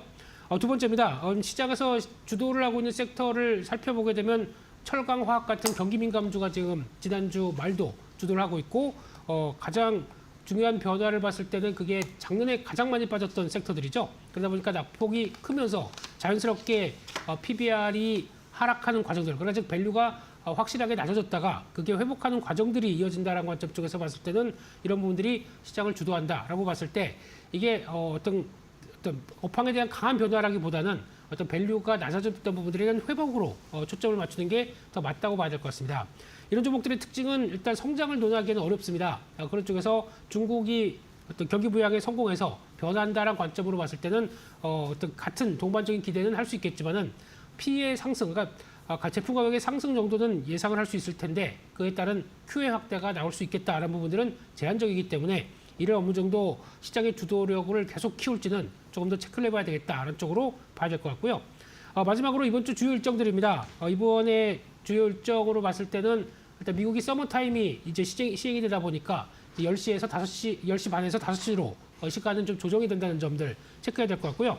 러우 전쟁 휴전 협정과 관련된 쪽에서 사우디아라비아에서 또 협정이 이어지는지 그리고 또 이번 주는 미국의 어떤 물가 관련된 쪽에 주목하는 주간이겠죠. 그런 쪽에 대한 변화들 CPI 중심으로 체크해야 될 것 같고요. 마지막으로는 한국의 목요일 날 선물 옵션 동시 만기일이 있다 보니까 변동폭이 커지는 부분도 한 번쯤 체크하자 이렇게 말씀드리겠습니다. 네, 알겠습니다. 김수 대표는 미국 증시의 조정이 언제까지 진행될지에 대한 이야기 가장 먼저 해주셨고 이와 함께 우리가 이번 주에 체크해봐야 될 이슈들까지도 짚어주셨습니다. 그렇다면 신의원님께서는 오늘 장기 포인트 어떻게 선정하셨을까? 오늘 장 탑3 먼저 말씀해 주시죠. 네, 하나 시스템이 역사적 신고가를 갔습니다. 자, 하나그룹 삼총사라고 할까요? 하나 에어로스페이스, 하나 오션에 이어서 이제 하나 시스템마저 장중에 38,650원 역사상 최고가를 쓰면서 한 번도 다가서지 못한 영역에 도달하였습니다.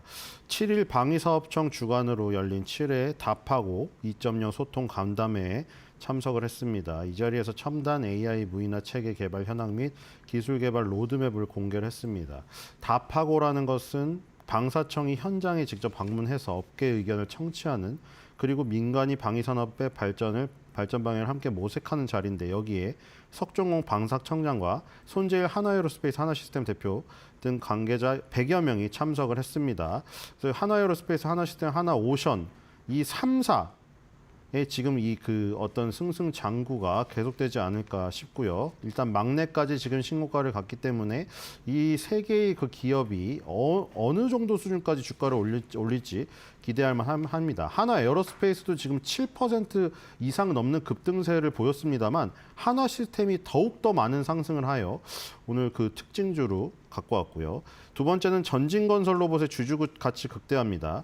이 지금 바로 전에 하나 시스템, 하나 에어로스페이스, 하나 오션 얘기를 했습니다만 뭐 방산이라던가 조선에 걸쳐 있지만 요거로 한 덩어리로 묶은다면은 역시 그 미국 그리고 군함 MRO 그리고 뭐 러시아 우크라이나 전쟁으로 인한 이 부분들 이쪽에 다 연관이 되어 있다고 보면은 이 지금 전진건설 로봇은 또 이제 어떤 재건, 전쟁의 마무리와 또 연결되어 있는데 전진건설 로봇이 지금 자체 모멘텀으로도 주가가 지금 상당히 좋은데 여기서 주주가치 극대화 정책마저 발표를 했습니다. 작년 10월에 이미 상장 주식수의 5%에 해당되는 약 76만 주의 자사주 소각을 했고요. 자사주 소각을 해서 불태워버리면 이제 주주 가치가 극대화가 되겠죠. 그다음에 또 최근에 이사회 결의를 통해서 결산 배당으로 보통주 한 주당 1,277원의 현금 배당까지 결정을 하였습니다.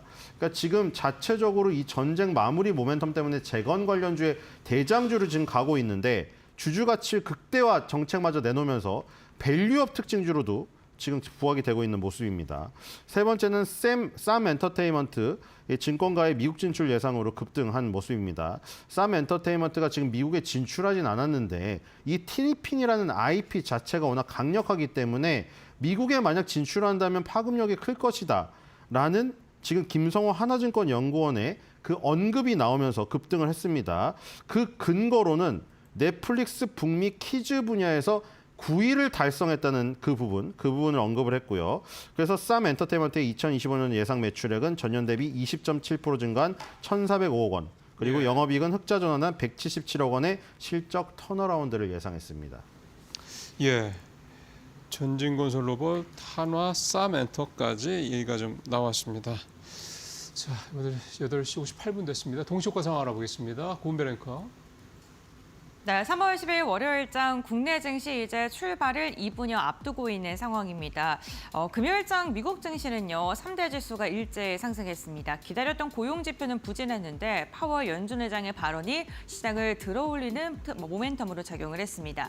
오늘 국내 증시는요, 양 시장이 일제히 하락으로 출발을 준비 중인데요. 유가증권 시장 0.4%가량 빠지면서 2,552선, 코스닥 같은 경우에는 0.3%가량 내리면서 724포인트의 출발을 준비 중에 있습니다. 그렇다면 시가총액 상위 종목은 어떻게 출발할까요? 유가증권 시장부터 확인해 보시죠.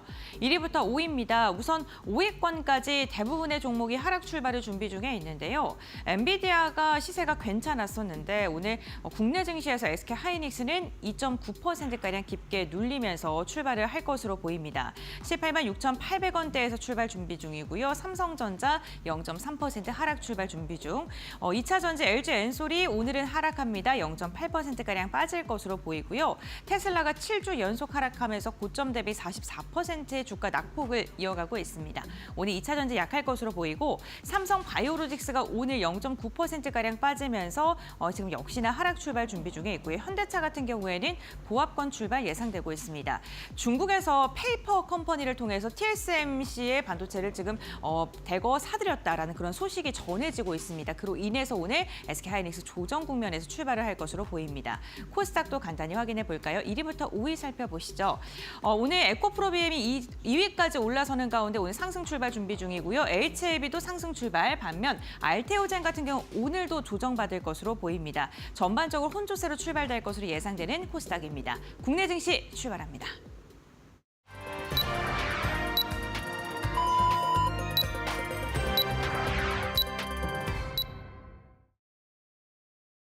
네, 지난주 뉴욕 시장은 상승하면서 마감이 됐습니다. 우리 시장 오늘 뭐 그 기운이 그대로 상승으로 이어지지는 않을 분위기입니다. 지금 앞서 코스피, 코스닥 동시효과 상황도 보셨습니다만 다 플러스로 시장을 출발할 것 같지는 좀 않은 상황이고요.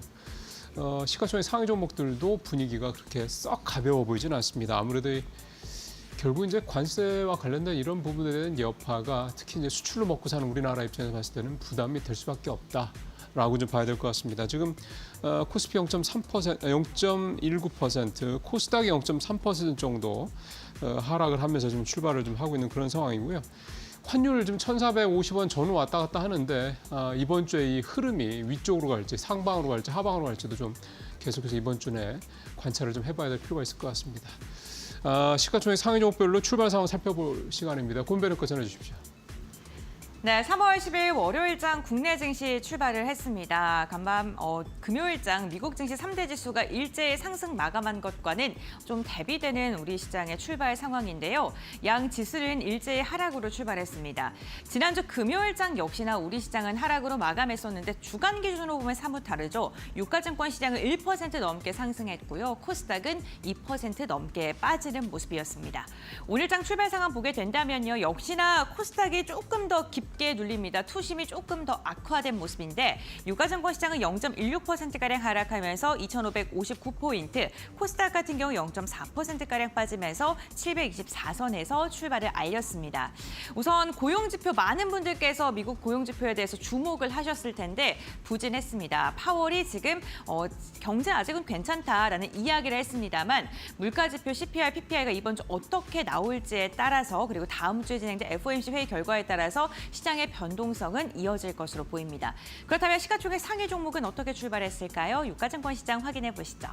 1위부터 5위입니다. 우선 전반적으로 회색빛 그리고 파란색으로 출발을 한 우리 시장입니다. 삼성전자 보합권에서 출발을 알렸고요. SK하이닉스는 1.8%, 2%에 가까운 낙폭을 그리면서 출발을 했습니다.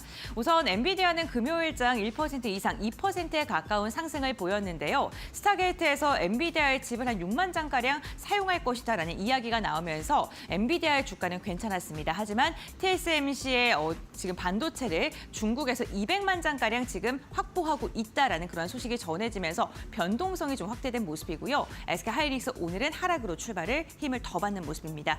LG에너지솔루션 오늘 0.4%가량 하락으로 출발합니다. 지난주의 흐름 전반적으로 괜찮았고요. 오늘은 쉬어가는 모습이고요. 삼성바이오로직스의 낙폭이 조금 더 깊은데요. 오늘 1.6%가량 빠진 채 출발했습니다. 지난주에 이어서 이번 주 역시나 하락 추세 좀 이어가고 있는 모습이고 낙폭 더 깊어집니다. 2% 이상 빠집니다.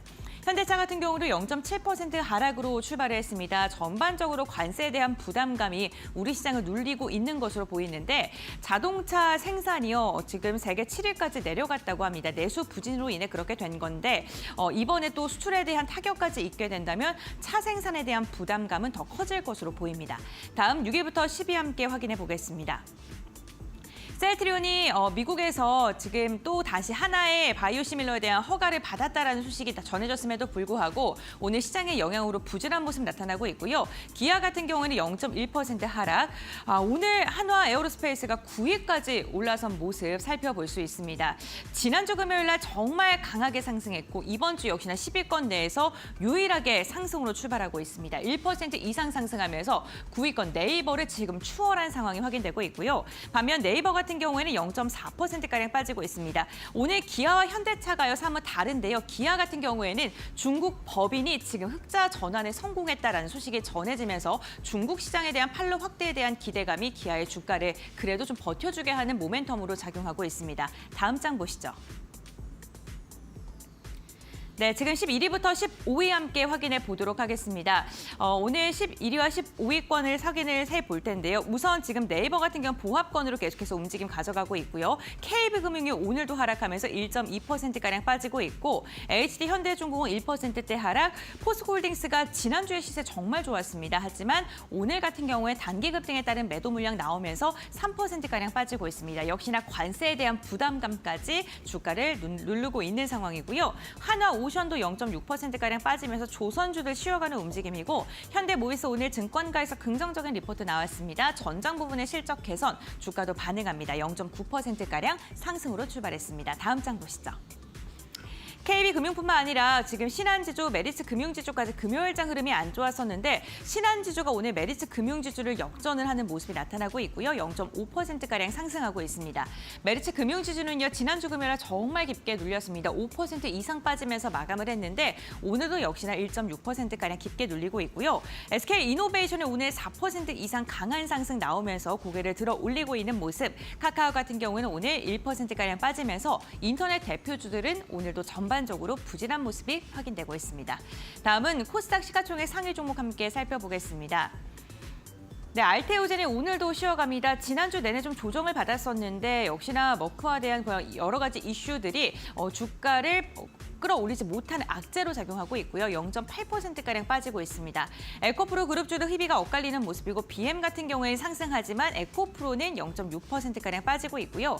HLB가 동시호가 상황 속에서는 괜찮은 모습 나타났었는데 정규장 시작하니까 하락폭이 깊습니다. 2% 이상 내리막길 걷고 있습니다. 레인보우 로보틱스는 오늘 강한데요. 1.7%가량 상승하면서 다시금 주가의 반등을 시도하고 있는 모습 확인되고 있습니다. 다음 장 보시죠. 6위부터 10위 살펴보겠습니다. 네, 삼천당제약도 1%가량 빠집니다. 그리고 리가켄바이오도 1.2%가량 하락하고 있는데요. 일라이릴리가 금요일장 분위기가 좋지 않았습니다. 그와 함께 오늘 제약바이오 기업들도 전반적으로 부진한 모습이고요. 클래시스와 휴젤이 오늘 또 다시 시가총액을 레벨업하는 모습이 나타나고 있습니다. 클래시스가 7위까지 올라갔고 휴젤 8위, 오늘 0.6% 사이좋게 상승하고 있고요. 파마 리서치 역시나 오늘 0.3% 상승으로 출발했습니다. 다음 장 보시죠. 오늘 미용 관련 기업들은 괜찮고요. 제약바이오주들은 전반적으로 부진한 가운데 엔터주들도 오늘 좀 부진합니다. 특히나 오늘 엔터주들의 하락폭이 굉장히 깊습니다. 제이펜터가 5% 이상 빠지고 있고요. SM도 2.9%가량 하락하고 있는 모습이고요. 리노공업도 1.9%가량 빠지면서 반도체 소부장 금요일장 좋았는데 오늘은 쉬어가는 모습입니다. 다음 장 보시죠. 네, HPSP도 오늘 0.9%가량 하락하면서 25,800원대에 거래가 되고 있고요. 게임주도 오늘 부진합니다. 펄어비스 1%가량 빠지면서 3850원까지 하락했고 엔캠 같은 경우 오늘 9만 원 선도 무너졌습니다. 2% 이상 빠지고 있는 모습. ABL바이오도 1.5%가량 내리면서 오늘 전반적으로 미용 관련 기업들을 제외하고는 코스닥 시가총액 대부분의 종목이 하락으로 출발했습니다. 이렇게 개장 상황 함께 확인해 봤고요. 그렇다면 시장 개장 출발 상황 전문가들은 어떻게 볼까요? 지금 바로 알아보시죠. 예, 곰베크와 수고했습니다. 코스피는 0.2% 별 차이 없고 코스닥이 조금 더 벌어집니다. 0.6% 가까이 좀 하락을 했고 수급은 여전히 개인만 사고요. 외국인 기관은 다 동반 순매도하는데 외국인이 지금 이제 9시 이제 8분 됐거든요. 근데 외국인이 벌써 1,127억 원을 코스피에서 팔고 있는 게 이게 좀 개운하지 않습니다. 환율은 1,446원대까지 지금 일단은 떨어진 상황으로 좀 가고 있는 상황입니다. 자, 출발 상황 또 두 분 해석 들어보겠습니다. 김민수 대표님 어떤 게 좀 눈에 보이십니까? 네, 일단 시작할 때보다 낙폭은 조금 줄이려는 의도가 코스피 쪽에서 나오고 있습니다. 그런 쪽에서 한 5포인트 하락 정도로 2,557선으로 지금 폭은 줄이려고 하는데 코스닥은 따라가지 못하는 상황 쪽에서 조금 더 낙폭이 벌어지는 상황으로 보여지고 있고요.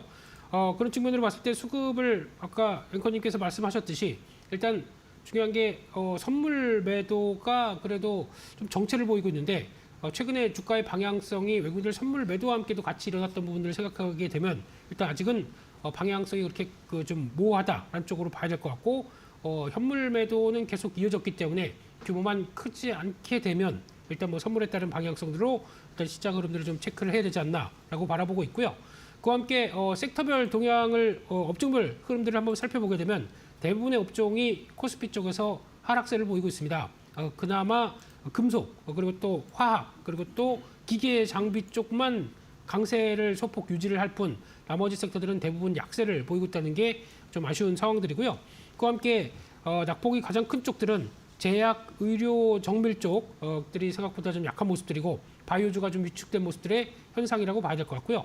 그밖에 증권주, 전기, 전자 섹터들이 생각보다 좀 약하다라는 쪽으로 보게 되면 일단 지금 시장의 주축을 보여주고 있는 어떤 시가총액 상위 종목들이다 보니까 아무래도 좀 위축된 모습들은 좀 눈길이 간다라고 봐야 될 것 같습니다.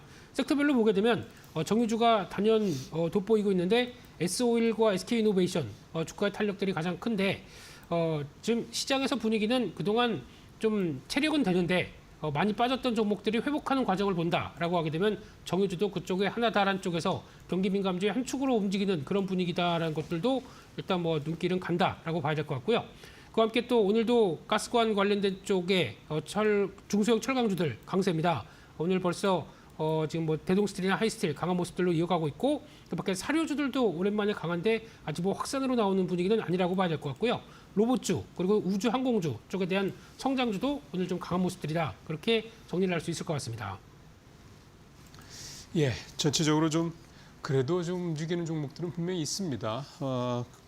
이게 이제 중요한 거는 이게 이제 뭔가 근거를 가지고 움직이는 거냐 아니면 그냥 순환매 차원에 하나 흘러가는 거냐 이런 부분들에 대한 해석이 좀 면밀하게 좀 필요하겠다라는 판단도 좀 들고요. 김 대표님 말씀 들었고 이번에 실소유는 시장 출발 상황 또 판단 좀 해주시죠. 네, 지수부터 보겠습니다. 지금 코스피는 2,560.48, 마이너스 3포인트, 등락률은 마이너스 0.12%입니다. 코스닥은 722.39, 마이너스 5.31포인트, 등락률 마이너스 0.73. 코스피에 비해서 지금 코스닥이 10배가량 빠지고 있죠. 자, 1개월 대비 확 벌어졌습니다. 지금 코스피가 1개월로 1.67% 플러스고요. 코스닥은 1개월로 마이너스 2.93%입니다.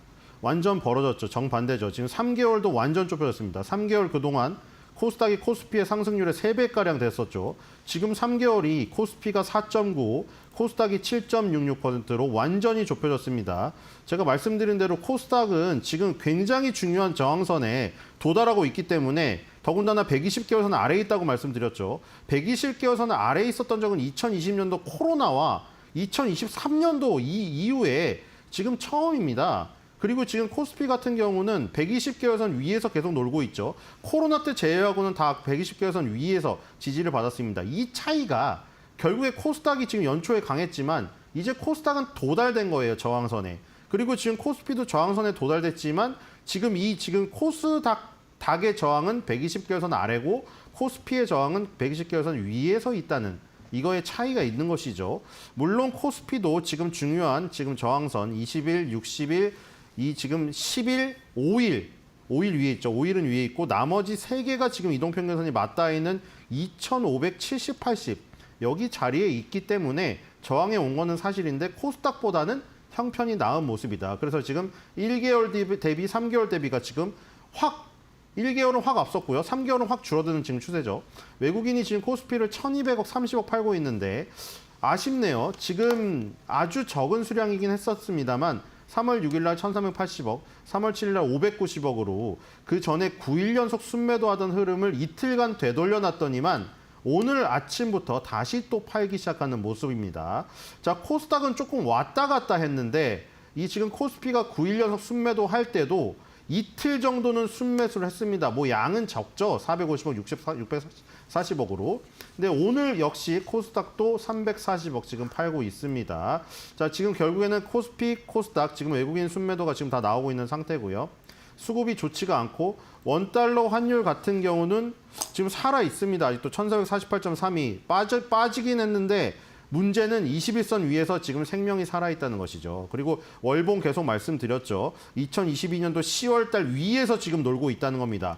아직도 원달러 환율은 지금 높은 추세에서 지지를 받고 있어요. 끝난 게 아니에요. 우리가 1,500원의 위협에서 머물러 나서 환율이 조금 걱정이 덜 돼서 그런 거지 지금 1487.54를 최고점을 찍고 조금 내려와서 그냥 숨고르기를 하고 있을 뿐 아직도 고환율의 위협이 다시 도사리고 있다는 것이죠. 여기서 다시 한번 뭐 외국인의 매도세가 집중적으로 쏟아지던가 하는 지금 상황이 발생되어서 환율이 급변동할 우려가 있다는 겁니다. 자, 이 시가총액 상위를 보겠습니다. 오늘 뭐 삼성전자는 다행히 플러스를 기록을 하고 있지만 하이닉스가 20만 원이 깨지고 0.78% 정도 마이너스를 기록을 하고 있고요. 지금 20위 안에서 가장 많이 오르는 건 SK이노베이션 19위에 4.77. 오랜만에 지금 오르고 있죠. 뭐 유가에 기대어서 오르는 건 아닌 것 같고요. 지금 그 다음에 오르는 거는 기아가 지금 1.14, 3위에 LG에너지솔루션이 1.03, 이 두 개가 비슷합니다. 그리고 가장 많이 빠지는 걸 봤더니 13위에 포스코홀딩스가 3.08 빠지고요. 두 번째로 많이 빠지는 거는 12위에 한화에어로스페이스입니다. 자, 한화에어로스페이스가 KB금융을 제치고 10위를 굳건히 하는 거. 까지는 지금 좋은데 오늘 일단 조정을 받고 있습니다. 다만 70만 원을 돌파했고 기세가 상당히 좋기 때문에 아직 뭐 지금 빠지는 것을 조금 더 지켜봐야 될 것 같고요. 코스닥입니다. 코스닥이 지금 눈에 띄는 게 있는데 HLB가 지금 12% 빠지고 있는데 지금 HLB가 지금 마지막 FDA 승인 허가를 지금 앞두고 있는데 급락하는 것이 어떤 요인이 있는가 살펴봐야 될 것 같고요. 두 번째로 많이 빠지는 것은 JYP 엔터테인먼트 9% 빠지고 있습니다. 그래서 HLB와 JYP가 급격히 빠지고 있는 이 모습을 분석을 조금 해봐야 될 것 같다는 생각이 듭니다. 그러게요. 주가들이 괜찮았던 종목들인데 특히 HLB는 이제 그 간암 치료제 이게 이제 뭔가 좀 좋은 소식이 올 거라는 그런 기대감도 좀 있었고요. 전체적으로 어쨌든 참 이게 쉽지 않은 것 같습니다. 이런 점들 때문에 갑작스럽게 움직이는 9시 16분 됐고요. 섹터별 상황도 좀 살펴보도록 하겠습니다. 권변 앵커. 네, 국내 증시 개장한 16분여가 흐른 상황입니다. 싱크풀을 통해서 투자자들의 검색 빈도가 높은 섹터부터 알아보도록 하겠습니다. 오늘 투자자들은요, 계란 섹터에 대한 검색을 많이 하고 있는 상황입니다. 미국에서 계란값이 지금 진정될 기미가 보이지 않고 있습니다. 미국은 빵이라던가 이런 걸 주 식품으로 먹는 나라이기 때문에 계란값에 따라서 물가의 상승력이 크게 영향을 미칠 수밖에 없는 상황인데요. 그래서 지금 미국에서요, 유럽과 아시아 국가들에게 계란 수입을 타진하고 있다라는 소식이 전해지면서 오늘 관련해서 계란에 대한 검색을 많이 하고 있는 것으로 보이고요. 전반적으로 섹터가 흩어져 있는 가운데 사료 관련된 섹터도 검색을 하고 있습니다. 사료 같은 경우에는 제가 지난 시간에 대두와 관련된 이야기를 하면서 미국과 중국의 그런 관세 전쟁이 계속해서 격화된다면 대두 관련 기업들도 함께 반응을 한다라는 말씀을 드렸습니다. 이와 연장선상으로 곡물 가격에 대한 관세까지로 지속적으로 확전이 되면서 사료 관련된 기업들에 대해서도 관심도가 높아지고 있는 상황입니다. 우크라이나 재건에 대해서도 이번 주 내내 좀 관심이 있을 것으로 보입니다. 미국 국무장관이 10일부터 12일 사이 사우디에서 우크라이나와 종전 광물 협정을 논의한다라는 소식이 전해졌는데요. 과연 이번에는 협정이 과연 타결이 될 수 있을지 이 부분도 주목을 해보셔야 될 것 같습니다. 이렇게 전반적으로 오늘 혼조세가 펼쳐지고 있는 가운데 투자자별 매매 동향은 어떻게 이어지고 있는지 수급 상황 함께 확인해 보시죠. 지난주 우리 시장 유가증권 시장에서는요, 기관이 좀 주도적으로 담아냈던 한 주였습니다. 이번 주 초 월요일장에는 외국인과 기관이 쌍끌이 매도세가 나오고요. 개인이 홀로 매수하고 있는 형국입니다. 2천억 원가량의 물량 개인이 담아내고 있고 외국인이 1,600억 원 많은 물량 토해냅니다. 기관도 400억 원가량의 순매도가 집계되고 있습니다. 다음으로는 코스닥 매매 동향 함께 확인해 보시죠. 네, 코스닥 역시나 외국인과 기관의 쌍끌이 매도세가 나오고 있는데요. 외국인이 366억 원가량의 순매도, 기관 같은 경우에도 23억 원가량의 물량을 토해내면서 코스닥에서는 지난주에 이어서 이번 주까지도 지금 메이저 수급의 이탈이 지속되고 있습니다. 다음으로는 업종별 등락률 함께 확인해 보겠습니다. 오늘 유가증권 시장에서는요, 삼성전자가 그래도 좀 버텨주면서 전기전자가 0.3%가량 상승하고 있고요. 경기 방어주 성향이 있는 보험이나 음식용품이 그래도 상승을 해주고 있습니다. 화학업종 최근에 그래도 바닥 딛고 반등할 것이다. 중국 경기부양책에 대한 기대감 속에 긍정적인 리포트들이 나오고 있는데요. 오늘 화학업종이 0.5%가량 상승하고 있고요. 포스코홀딩스는 하락하지만 철강 및 금속업종은 0.9% 상승하고 있습니다. 다만 오늘 의약품 업종이 0.9%가량 빠지면서 업종별 등락률 가운데 하락폭이 가장 깊은 것으로 나타나고 있습니다. 다음으로는 코스닥 업종별 등락률 함께 확인해 보시죠. 네, 역시나 혼조세가 펼쳐지고 있는 가운데 제약업종이 유가증권 시장과 동일하게 0.9%가량의 내림세가 나오고 있습니다. 제조, 출판, 매체 복제가 하락하고 있고요. 오늘도 역시나 개장 직후에 인터넷과 방송 서비스가 1% 이상의 강한 상승 나오고 있습니다. 다음으로는 상승률 상위 종목 함께 확인해 보시죠. 네, 오늘 고려 아연이 14%가량 강한 상승 나오고 있습니다. 임종윤 앵커가 오늘 개장 모닝 브리핑 시간을 통해서 관련된 이야기를 좀 전해주기도 했었는데요. 오늘 시장에서는 고려 아연 쪽에도 힘을 주면서 14%가량 상승하고 있고요. 영풍도 13%가량의 강한 상승 나오면서 오늘 50만 원 선 돌파하는 데 성공을 했습니다. 역시나 트럼프 미국 대통령이 예정대로 캐나다, 멕시코에 관세 부과를 하겠다라는 소식이 전해지면서 이로 인해 오늘 영풍 고려 아연과 관련된 스틸 관련된 기업들까지 상승을 하고 있고요. HD 현대 마린엔진 역시나 오늘 8%가량 상승하면서 조선주 가운데서도 오늘 섹터 내에서 희비가 엇갈리고 있는 모습이 나타나고 있습니다. 다음으로는 코스닥 상승률 상위 종목 함께 살펴보겠습니다. 파이메딕스가 오늘 결국에는 가격 제한폭까지 상승하고 있습니다. 의료 미용기계 관련 기업들 오늘 시세를 내뿜고 있는데 이 종목 같은 경우에는 내시경 관련된 그런 기술력을 갖고 있는 종목입니다. 오늘 9,160원까지 상승했고요. 플라즈맥 같은 경우에도 26%가량의 강세가 나오고 있는데 지난주 관리 종목 지정 우려로 인해서 주가의 하락폭이 코스닥에서 가장 깊었던 종목입니다. 오늘은 반발 매수세 유입되면서 반등 시도하고 있고요. 소니드 24%가량 상승하면서 647원대, 애니젠도 21%가량 상승하면서 오늘 10,000원 선 돌파하는 데 성공했습니다. 유가증권 시장과 마찬가지로 코스닥 역시나 오늘 철강 관련 기업들 일부 종목을 중심으로는 시세를 내고 있는데요. 대형주보다는 중소형 관련 기업을 중심으로 시세가 강하게 나오고 있고 대동스틸이 21%가량의 강세가 포착되고 있습니다.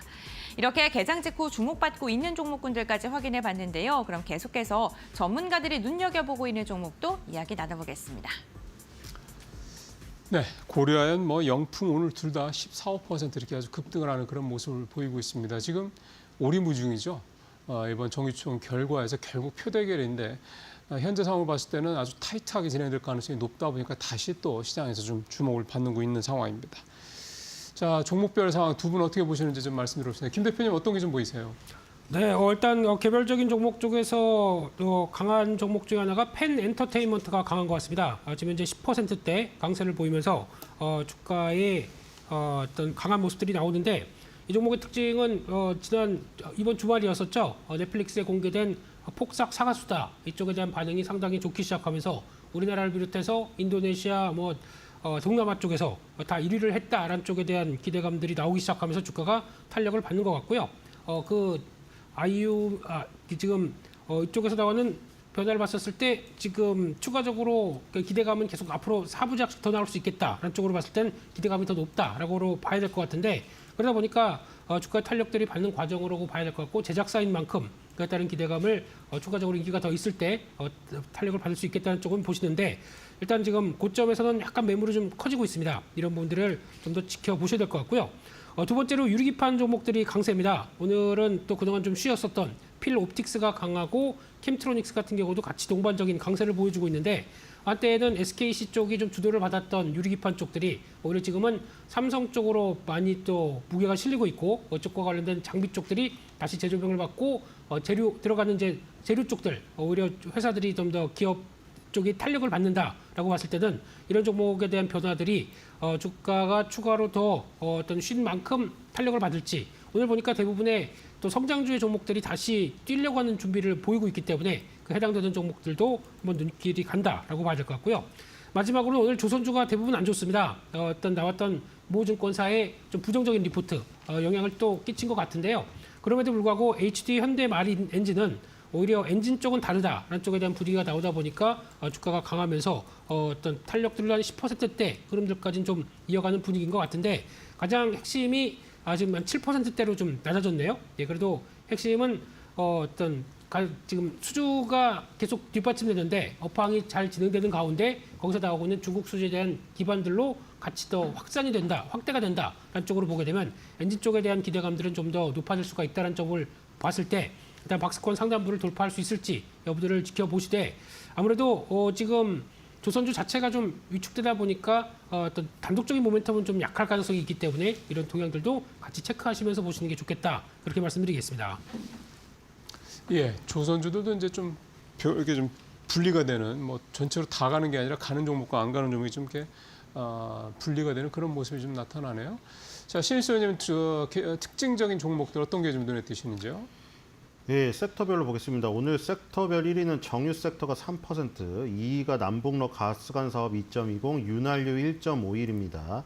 지금 정유랑 가스에 관련된 것들인데 지금 이것도 결국에 트럼프가 결국에 나비 효과죠. 트럼프와 젤린스키의 지금 그 대담에서 젤린스키가 쫓겨나듯이 한 다음에 바로 이제 뭐 무기 지원 및 레이더로 인한 정보 지원을 다 차단을 시켜버렸단 말이에요. 물론 앨런 머스크가 오늘 스타링크는 내가 아무리 그렇더라도 내가 그걸 차단하겠냐 이렇게 얘기를 했고 차단 안 했다고 얘기를 했지만 그 사이에 러시아가 뭐 그 얘기도 나와서 가스관을 걸어가지고 가스관 속에서 걸어가가지고 기습을 했다 이 얘기가 나왔습니다. 그리고 이제 뭐 우크라이나라고 가만히 있을 수가 없겠죠. 짠해서 드론 공격을 마지막으로 했는데 지금 러시아 키리시 지역에 뭐 러시아는 드론을 파괴했다고 주장하고 있습니다만 파편이 키리시 지역의 대형 정유 시설에 외부에 지금 충격을 줬다는 소식이 들려오면서 정유주가 일단 지금 급등을 하고 있는데 수요 견인은 아닌 것이 확실한 게 WTI가 지금 $70가 깨져서 67.04를 기록을 하고 있고요.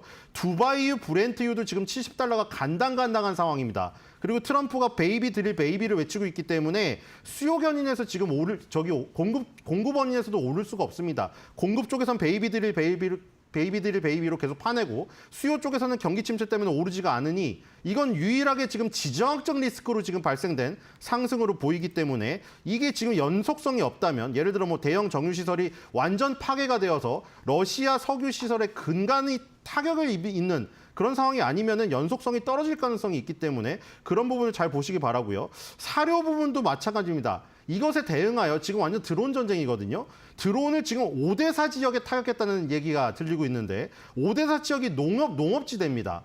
결국에는 러시아 쪽이 타격을 받은 정유시설과 관련된 부분하고 우크라이나가 타격을 받은 농업지대에 관련된 부분 때문에 정유주와 사료주가 움직이는 것이 아닌가 이런 생각이 들고요. 가운데 끼어있는 남북로 가스관 사업은 대동스틸, 하이스틸, 휴이스틸 전부 다 강관업체들입니다. 그래서 이제 파이프 강관을 만드는 업체들이 특이하게 지금 알래스카 천연가스 관련해서 움직이는 게 아닌가 이런 생각이 듭니다. 네, 알겠습니다. 러시아, 우크라이나와 관련된 기업들이 오늘 시장에서 반응을 하고 있다라고 이야기해 주셨고요. 그렇다면 두 분과 함께 오늘 짱키 포인트 정리해 보겠습니다. 먼저 대표님 말씀해 주시죠. 네, 일단 국내 증시는 뭐 이제 미국 증시 대비는 견조했었고, 그리고 또 앞으로도 그렇게 갈 수 있겠느냐? 아직은 지수와 관련된 쪽들은 또 생각할 게 많고 이번 주도 또 변동성이 클 요인들이 있기 때문에 또 예상 관련된 얘기들도 또 대두가 되고 있죠. 그렇기 때문에 너무 지수와 관련된 쪽들을 신경 쓰기보다는 지금 강한 주도 섹터들에 대한 모습들 체크하면서 그쪽으로 좀 시장을 약간 좀 섹터 중심의 대응을 하는 게 더 좋겠다. 그렇게 말씀을 드리고 싶습니다. 네, 알겠습니다. 주도 섹터를 꼼꼼하게 확인해야 된다라고 이야기해 주셨고요. 그럼 신 의원님께서는 오늘 장기 포인트 어떻게 선정하셨을까요? 네, 한국은 방산도 스피드 배송, 방산을 포트에 새벽 배송하자입니다. 앞에 부분은 폴란드에서 한 얘기입니다. 빠르게 배송한다는 얘기죠.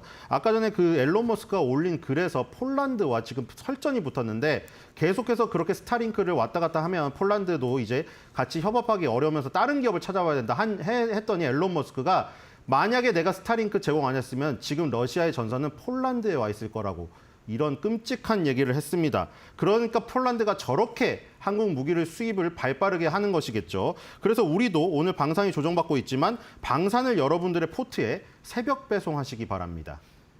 네, 알겠습니다. 오늘은 방산주에 대해서 강조를 해주셨고요. 오늘 두 분 말씀은 여기까지 듣도록 하겠습니다. 고맙습니다. 수고하셨습니다.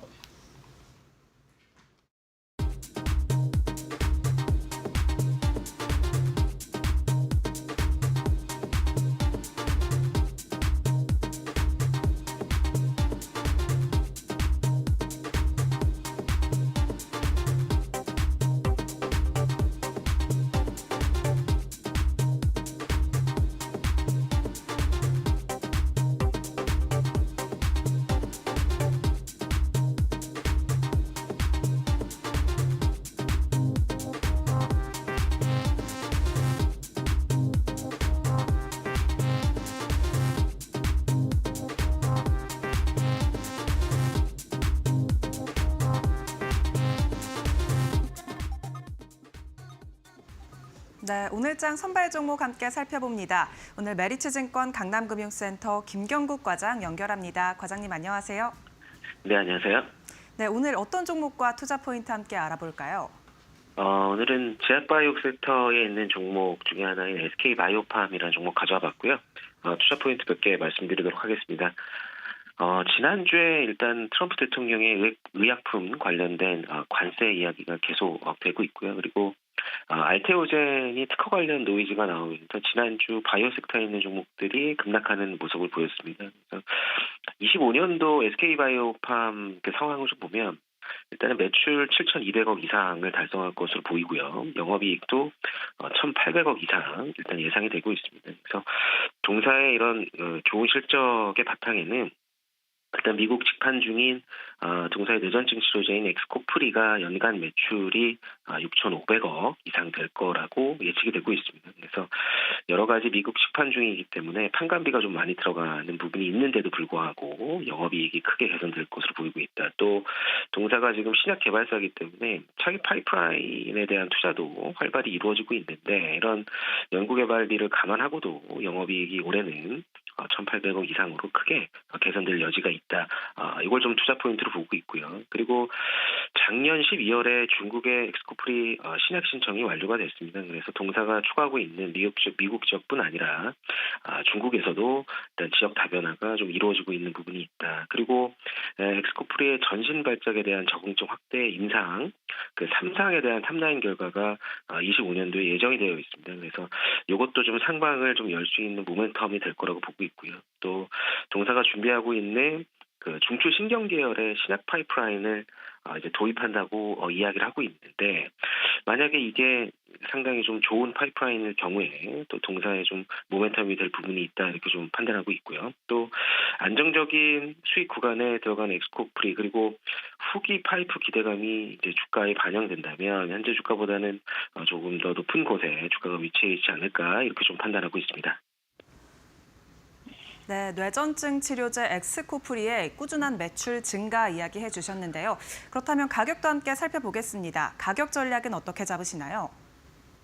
일단 최근에 그 2번 정도 13만 원 터치한 기술적인 구간이 있었습니다. 그래서 13만 원을 뚫지 못하고 일단 가격 조정이 들어온 상황이고요. 그래서 현재가 부분에서는 올해 일단 영업이익 부분도 있고 또 신약 파이프에 대한 기대감도 있기 때문에 현재가 매수 한번 해보는 거 추천드리고요. 목표가는 13만 원 그리고 손절가는 9만 5천 원 정도로 잡아드리도록 하겠습니다. 매수가는 현재가 또 목표가는 13만 원 제시해 주셨습니다. 오늘 말씀은 여기까지 듣겠습니다. 고맙습니다. 네, 감사합니다. 오늘 종목은 제약바이오주인 SK바이오팜입니다. 투자에 참고하시고요. 지금까지 오늘장 선발 종목이었습니다.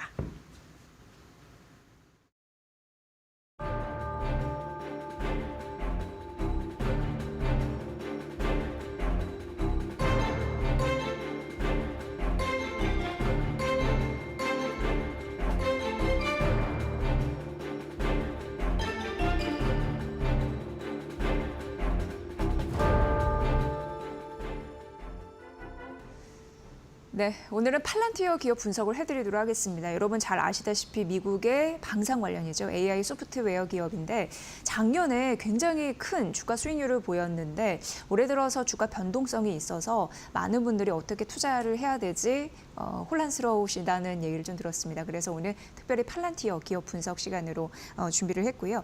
이 반도체 업종 중에서도 AI 소프트웨어에 대한 관심이 커져서 그에 대한 맞춤형 저희가 전략 세워드리도록 하겠습니다. 이 시간은요. 강정수 블루닷 AI 연구센터장과 함께 말씀 나눠보도록 하겠습니다. 센터장님 어서 오세요. 안녕하세요. 반갑습니다. 네. 자, 작년에 팔란티어 많은 분들에게 인기가 있었고 네. 340% 이상 주가 네. 상승률을 보이다 보니까 네. 제2의 엔비디아다 이런 얘기도 네. 나왔습니다.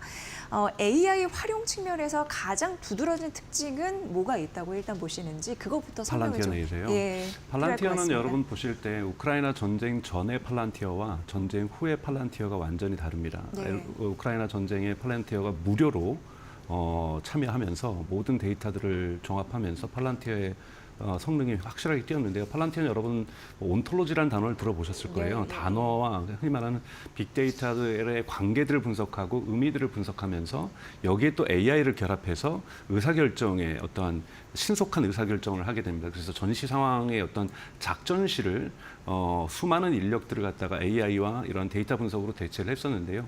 여기에 멈춘 것이 아니라 사실 작년에 주가가 폭등했던 이후에는 이러한 기술이 민간 영역에도 가면서 뒤에 살펴보겠지만 한국 같은 경우에도 HD 현대라든지 이러한 민간 기업에서도 이 기술을 동일하게 사용하면서 민간 고객들이 계속해서 꾸준하게 늘어나는 것도 대단히 팔란티어를 발전시키는 하나의 힘이라고 볼 수가 있습니다. 그래서 국방과 군사 영역에서 또는 금융 쪽에서 예를 들자면 과거에 9.11 테러가 일어난 이후에 어떤 테러리스트들의 어떤 금융 거래들을 잡아낸다든지 이런 데서부터 시작했던 거지만 이제는 국방 전체를 아우르고 그다음에 기업 전체에서 의사결정 구조를 전체적으로 아우르는 이러한 기업으로 성장했다고 볼 수가 있습니다. 네. 네.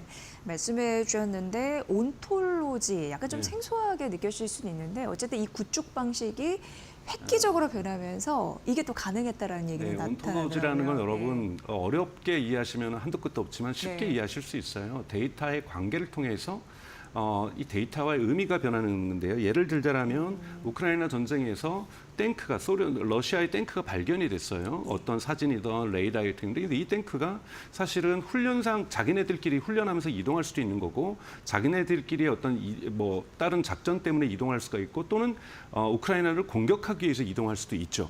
근데 이 탱크 하나만을 봐서는 의미를 알 수가 없는 거예요. 그럼 이 탱크와 연관된 보급 부대는 어떻게 되고 있는지 러시아 부대의 다른 부대는 보병 부대는 어떻게 있는지 이 네. 부대들의 관계를 통해서 이 탱크 지금 부대가 실제로 우크라이나를 공격하기 위해서 이동하고 있구나라고 의미를 해석하는 거죠. 이런 걸 온톨로지라고 얘기를 합니다. 하나의 데이터만 봐서 모든 것을 결정하는 것이 아니라 이 데이터가 연관된 다른 지금 내가 파악할 수 있는 다른 데이터와의 관계 속에서 의미를 찾는 건데요. 이런 네. 것은 많이 하면 할수록 능력이 좋아집니다. 맥락을 이해하는 듯한 느낌이 그렇죠. 드네요. 맥락을 네, 이해하는 거죠. 네. 그래서 점점 지능화될 수가 있는 거고 다른 기업보다 사실은 이 팔란티어가 이 온톨로지 능력에서 압도적인 능력을 가지고 있습니다. 왜냐하면 이 경험치들이 너무나도 많기 때문이고 다양하기 때문인데요. 기업에서도 예를 들자면 우리 흔히 말하는 서플라이 체인 매니지먼트라고 하죠. 다양한 부품 업체에서 공급을 합니다. 조선업을 보더라도 수많은 철강부터 해가지고 많은 부품들이 있는데 부품 하나라도 제대로 잘못 배달되면 전체가 스톱돼야 되는 순간이 있거든요. 네. 이런 부품들이 어떻게 지금 현재 전달되고 있으며 또는 소비재들 같은 경우에는 각각의 대리점에서 어떤 물건들이 어느 수량으로 팔리는지를 데이터들을 실시간으로 분석해서 적절한 딜리버리, 배급을 할 뿐만이 아니라 공급을 할 뿐만이 아니라 트렌드를 이해하면서 신상품을 만들 수 있다든지 네. 이러한 모든 것을 종합적으로 전후방에서 할 수 있다는 부분에서 전쟁에서도 전방 후방 그리고 우리가 기업에서도 전방과 후방 이런 모드에서 분석할 수 있는 게 바로 온톨로지라고 할 수가 있습니다. 네. AI의 시대가 되고 온톨로지 구축 방식이 혁신적으로 바뀌면서 시간도 단축되고 그러면서 그럼요. 팔란티어는 더욱더 주목을 받을 수밖에 없는 상황인데 실적 발표도 굉장히 고무적으로 나왔고 그렇죠. 트럼프 수혜주로도 분류가 되고 있고 뭐 그런 네. 상황입니다. 네, 우선 작년 4사분기, 2024년 4사분기 주가가 실적이 1월 말에 발표되면서 사실은 주가가 폭등을 했었는데요. 우선은 전년 동기 대비해서 매출은 한 36% 그리고 영업 마진은 한 45%가 증가했습니다. 이 매출이 증가한 것, 영업 마진이 증가한 것도 중요한 거지만 팔란티어 같은 경우는 고객 수의 증가가 뚜렷합니다. 그러니까 크게 볼 때는 거버먼트 영역과 즉 정부 영역 사이드와 그다음에 커머셜 즉 민간 영역 사이드가 있는데 둘 다 정부 영역은 약 40%의 성장을 보여줬고 민간 영역도 30%의 성장을 보여줬고요. 또 중요한 것은 고객 수가 늘어나는 것이 중요한 것이 이 팔란티어 고객은 한 번 사고 일회로 지불하고 끝나는 고객이 아니라는 거죠. 우리가 생필품처럼 한 번 사고 끝나는 것이 아니라 한 번 고객이 되면은 보통 5년, 6년, 7년을 갑니다. 그러면 매달 사용료를 내게 돼 있거든요. 그래서 ARR이라고 하는 우리가 재무에서 볼 때 annual 매년 recurring 반복되는 레비뉴 매년 반복되는 레비뉴를 고객의 숫자가 늘어나면 만들어내게 돼 있기 때문에 이 부분들이 증가하는 것들이 특히 애널리스트들이 대단히 긍정적으로 봤고 민간 부분에서 늘어나고 계속해서 성장하는 것 그리고 심지어는 우크라이나에서 전쟁이 끝난다고 할지라도 이스라엘과 헤즈볼라의 전쟁이 끝난다고 할지라도 국방 영역에서뿐만이 아니라 지금 경찰들 지금 유럽에 있는 각국의 독일이라든지 네덜란드라든지 영국 미국에 있는 경찰들도 쓸 뿐만이 아니라 이제는 AI 정부 차원에서 쓸 수 있기 때문에 이런 부분들이 있고 트럼프 수혜주라고 얘기하는 것은 두 가지가 의미가 있습니다. 트럼프 지금 행정부 들어오면서 국방 자체를 갖다가 AI 국방으로 바꿔가려는 흐름들이 존재하고 있기 때문에 당연하게 실리콘밸리에 있는 국방 스타트업이라든지 팔란티어가 수혜주로서 떠오르고 있는 거고요. 또 하나는 일론 머스크가 주도하고 있는 정부 효율성위원회에서 궁극적으로 정부의 인건비를 절약하게 된다라면은 여기에 팔란티어 소프트웨어 같은 AI 정부의 시스템을 구축할 가능성이 높다라는 기대치입니다. 아직까지는 기대치가 있어서 지금 수혜주로서 분류되고 있습니다. 네. 주가 변동성은 좀 있었어요. 네네. 작년에 크게 올랐다는 말씀드렸고 그리고 연초에 중국 AI 스타트업 기업인 딥시크가 출연을 하면서 AI 소프트웨어에 대한 그런 기업에 대한 관심이 커져서 다시 좀 동반 올랐다가 밸류에이션 고점 아니야? 거품 아니야? 이런 부분 때문에 또 어떻게 보면 한 달간 25% 떨어지는 흐름들이 있었는데 네. 어떻게 생각하십니까? 팔란티어만 보면은 캥거루처럼 들쭉날쭉 뛰고 있는 건데요. 사실 여러분 잘 아시는 것처럼 트럼프 대통령이 당선됐을 때의 S&P 500이라든지 나스닥 지수하고 지금의 S&P 500이나 나스닥 지수가 같습니다. 그건 뭐냐면 트럼프 랠리에 의해서 상승됐던 주가들이 트럼프 크러쉬에 의해서 지금의 어떠한 미국 주식의 변동성에서 다 빠진 상태이기 때문에 여기에서 특히 테크 기업들이 많이 빠졌고 소프트웨어 기업들이 많이 빠졌기 때문에 팔란티어도 예외가 될 수가 없다. 즉 미국 거시경제에 큰 영향인 것이지 지금 팔란티어의 펀더멘탈이 변했다라고 볼 수는 없습니다. 팔란티어의 펀더멘탈이 기초가 변했다라는 것을 확인하기 위해서는 우리 2025년 1분기 실적이 발표가 되는 4월 말에 가서야 확인할 수가 있는 거기 때문에 지금으로서는 팔란티어의 부정적인 부분들을 판단할 수는 없는 거고요. 다만 중간 정도의 이제 딥시크 열풍이 불면서 지금 AI 열풍이 AI 경제가 하드웨어에서 소프트웨어로 넘어가는 것 아니냐 이런 기대감 속에서 팔란티어 주가가 또 중간에 잠시 오르긴 했었지만 전체적으로 지금 볼 때는 미국 주식 같은 경우에는 미국의 어떠한 지금 트럼프 행정부의 이런 불투명성에 의한 변동성이 가장 큰 영향 변수라고 볼 수가 있습니다. 네, 맞습니다. 최근 그래도 올 초에 비하면 또 오른 흐름들이 나타났었는데 그 팔란티어의 비관론자가 또 있을 거 아닙니까? 근데 그중 한 명이 방향을 또 선회했고 여전히 서학개미들은 떨어질 때 그 사들이는 흐름들을 나타내고 있고 좀 긍정적인 흐름들은 있긴 있네요. 우리나라 서학개미, 우리나라 투자자분들이 저는 대단하신 것 같아요. 우리나라 투자분들이 지난 3개월 동안 지금 이 어려운 상황 속에서도 무려 약 한 7억 달러어치 사실 그 순매수를 하셨어요. 이건 대단한 열정인 거고요. 사실 일부 전문 투자 가중에서도 부정적인 경향이 있다가 사실은 우리가 룰 오브 40이라는 것이 있습니다. 그러니까 미국 투자자들의 일때는 순이익률하고 순이익 성장률 두 개를 합쳤을 때 40%가 넘으면 예. 이 기업은 펀다멘탈이 좋다라고 하면서 투자의 선호가 이제 애널리스트들도 투자를 하게 되는데요. 지난 4분기 때 여러분 팔란티어가 그거를 81을 기록했습니다. 그러니까 건강하다고 하는 40을 2배로 넘어선 거죠. 이러다 보니까 비관론자들도 사실 긍정적으로 입장을 선회하는 거고요. 문제는 이제 팔란티어가 얼마만큼 계속해서 성장할 수 있는가에서 정치적인 변수가 조금 있습니다. 예를 들자면 트럼프 행정부에서 아직까지 AI 국방 쪽에서 얼마만큼을 돈을 들이겠다는 것을 구체적으로 밝히지 않은 상태이기 때문에 아직까지 미래의 불투명성 분명하게 존재하고 있으나 저는 성장 가능성은 매우 높다고 보고 있습니다. 네. 그건 어떻게 생각하세요? 그 하드웨어와 소프트웨어 그 AI 시대 되다 보니까 네. 뭘 투자해야 된다. 지금 하드웨어에서 약간 소프트웨어로 좀 기운 느낌이 없지 않아 있습니다만. 예. 저는 사실 뭐 지난 주말 특히 금요일 같은 경우 브로드컴의 실적이 매우 좋았고 브로드컴의 실적이 좋기 때문에 전체를 받쳐주고 있는 이런 경향도 있기 때문에 사실은 AI 경제가 발전함에 있어서 하드웨어가 먼저다 소프트웨어가 먼저다 얘기하는 것은 조금 잘못된 논쟁이라고 저는 보고 있어요. 둘 다 같이 가야 하는 거죠. 하지만 초기에는 아무래도 하드웨어에 집중되는 것이고 후기에는 저희가 아이폰도 중요하고 갤럭시도 중요하지만 스마트폰에서 앱도 중요하죠. 앱에서 만들어내는 메타의 성장이라든지 구글의 성장, 아마존의 성장들이 중요한데 그럼에도 역시 또 애플이 아이폰을 얼마나 파느냐, 삼성전자가 갤럭시를 또 얼마나 파느냐도 여전히 중요한 것처럼 이 하드웨어와 소프트웨어는 궁합을 맞추면서 쌍을 이루면서 페어링을 하면서 같이 갈 수밖에 없습니다. 하지만 중간중간에 예를 들면 하드웨어가 빠르게 성장하는 주기가 있고 또 이 성장률이 둔화되는 구간들이 존재할 때 소프트웨어 같은 경우는 아무래도 가볍기 때문에 빠른 식으로 계속해서 성장들을 유지하는 시기들이 있는 거거든요. 지금에서는 소프트웨어들은 계속해서 좀 성장하고 있다라고 볼 수가 있는 거고 이런 부분에서 소프트웨어, AI 소프트웨어 기업에 관심 갖는 거는 좀 당연하고 앞으로도 사실은 지켜봐야 될 부분이 아닌가라고 저는 보고 있습니다. 네. 뭐 같이 성장해야 되는 시대이긴 하지만 사실 어떻게 보면 소프트웨어 기업이 각광받는 게 그냥 자연스러운 과정같이 좀 느껴지네요. 참고를 해보시면 될 것 같고 국민연금이 팔란티어를 담았습니다. 포트폴리오 조정을 하고 있는 상황인데 좀 눈여겨볼 점들이 있더라고요.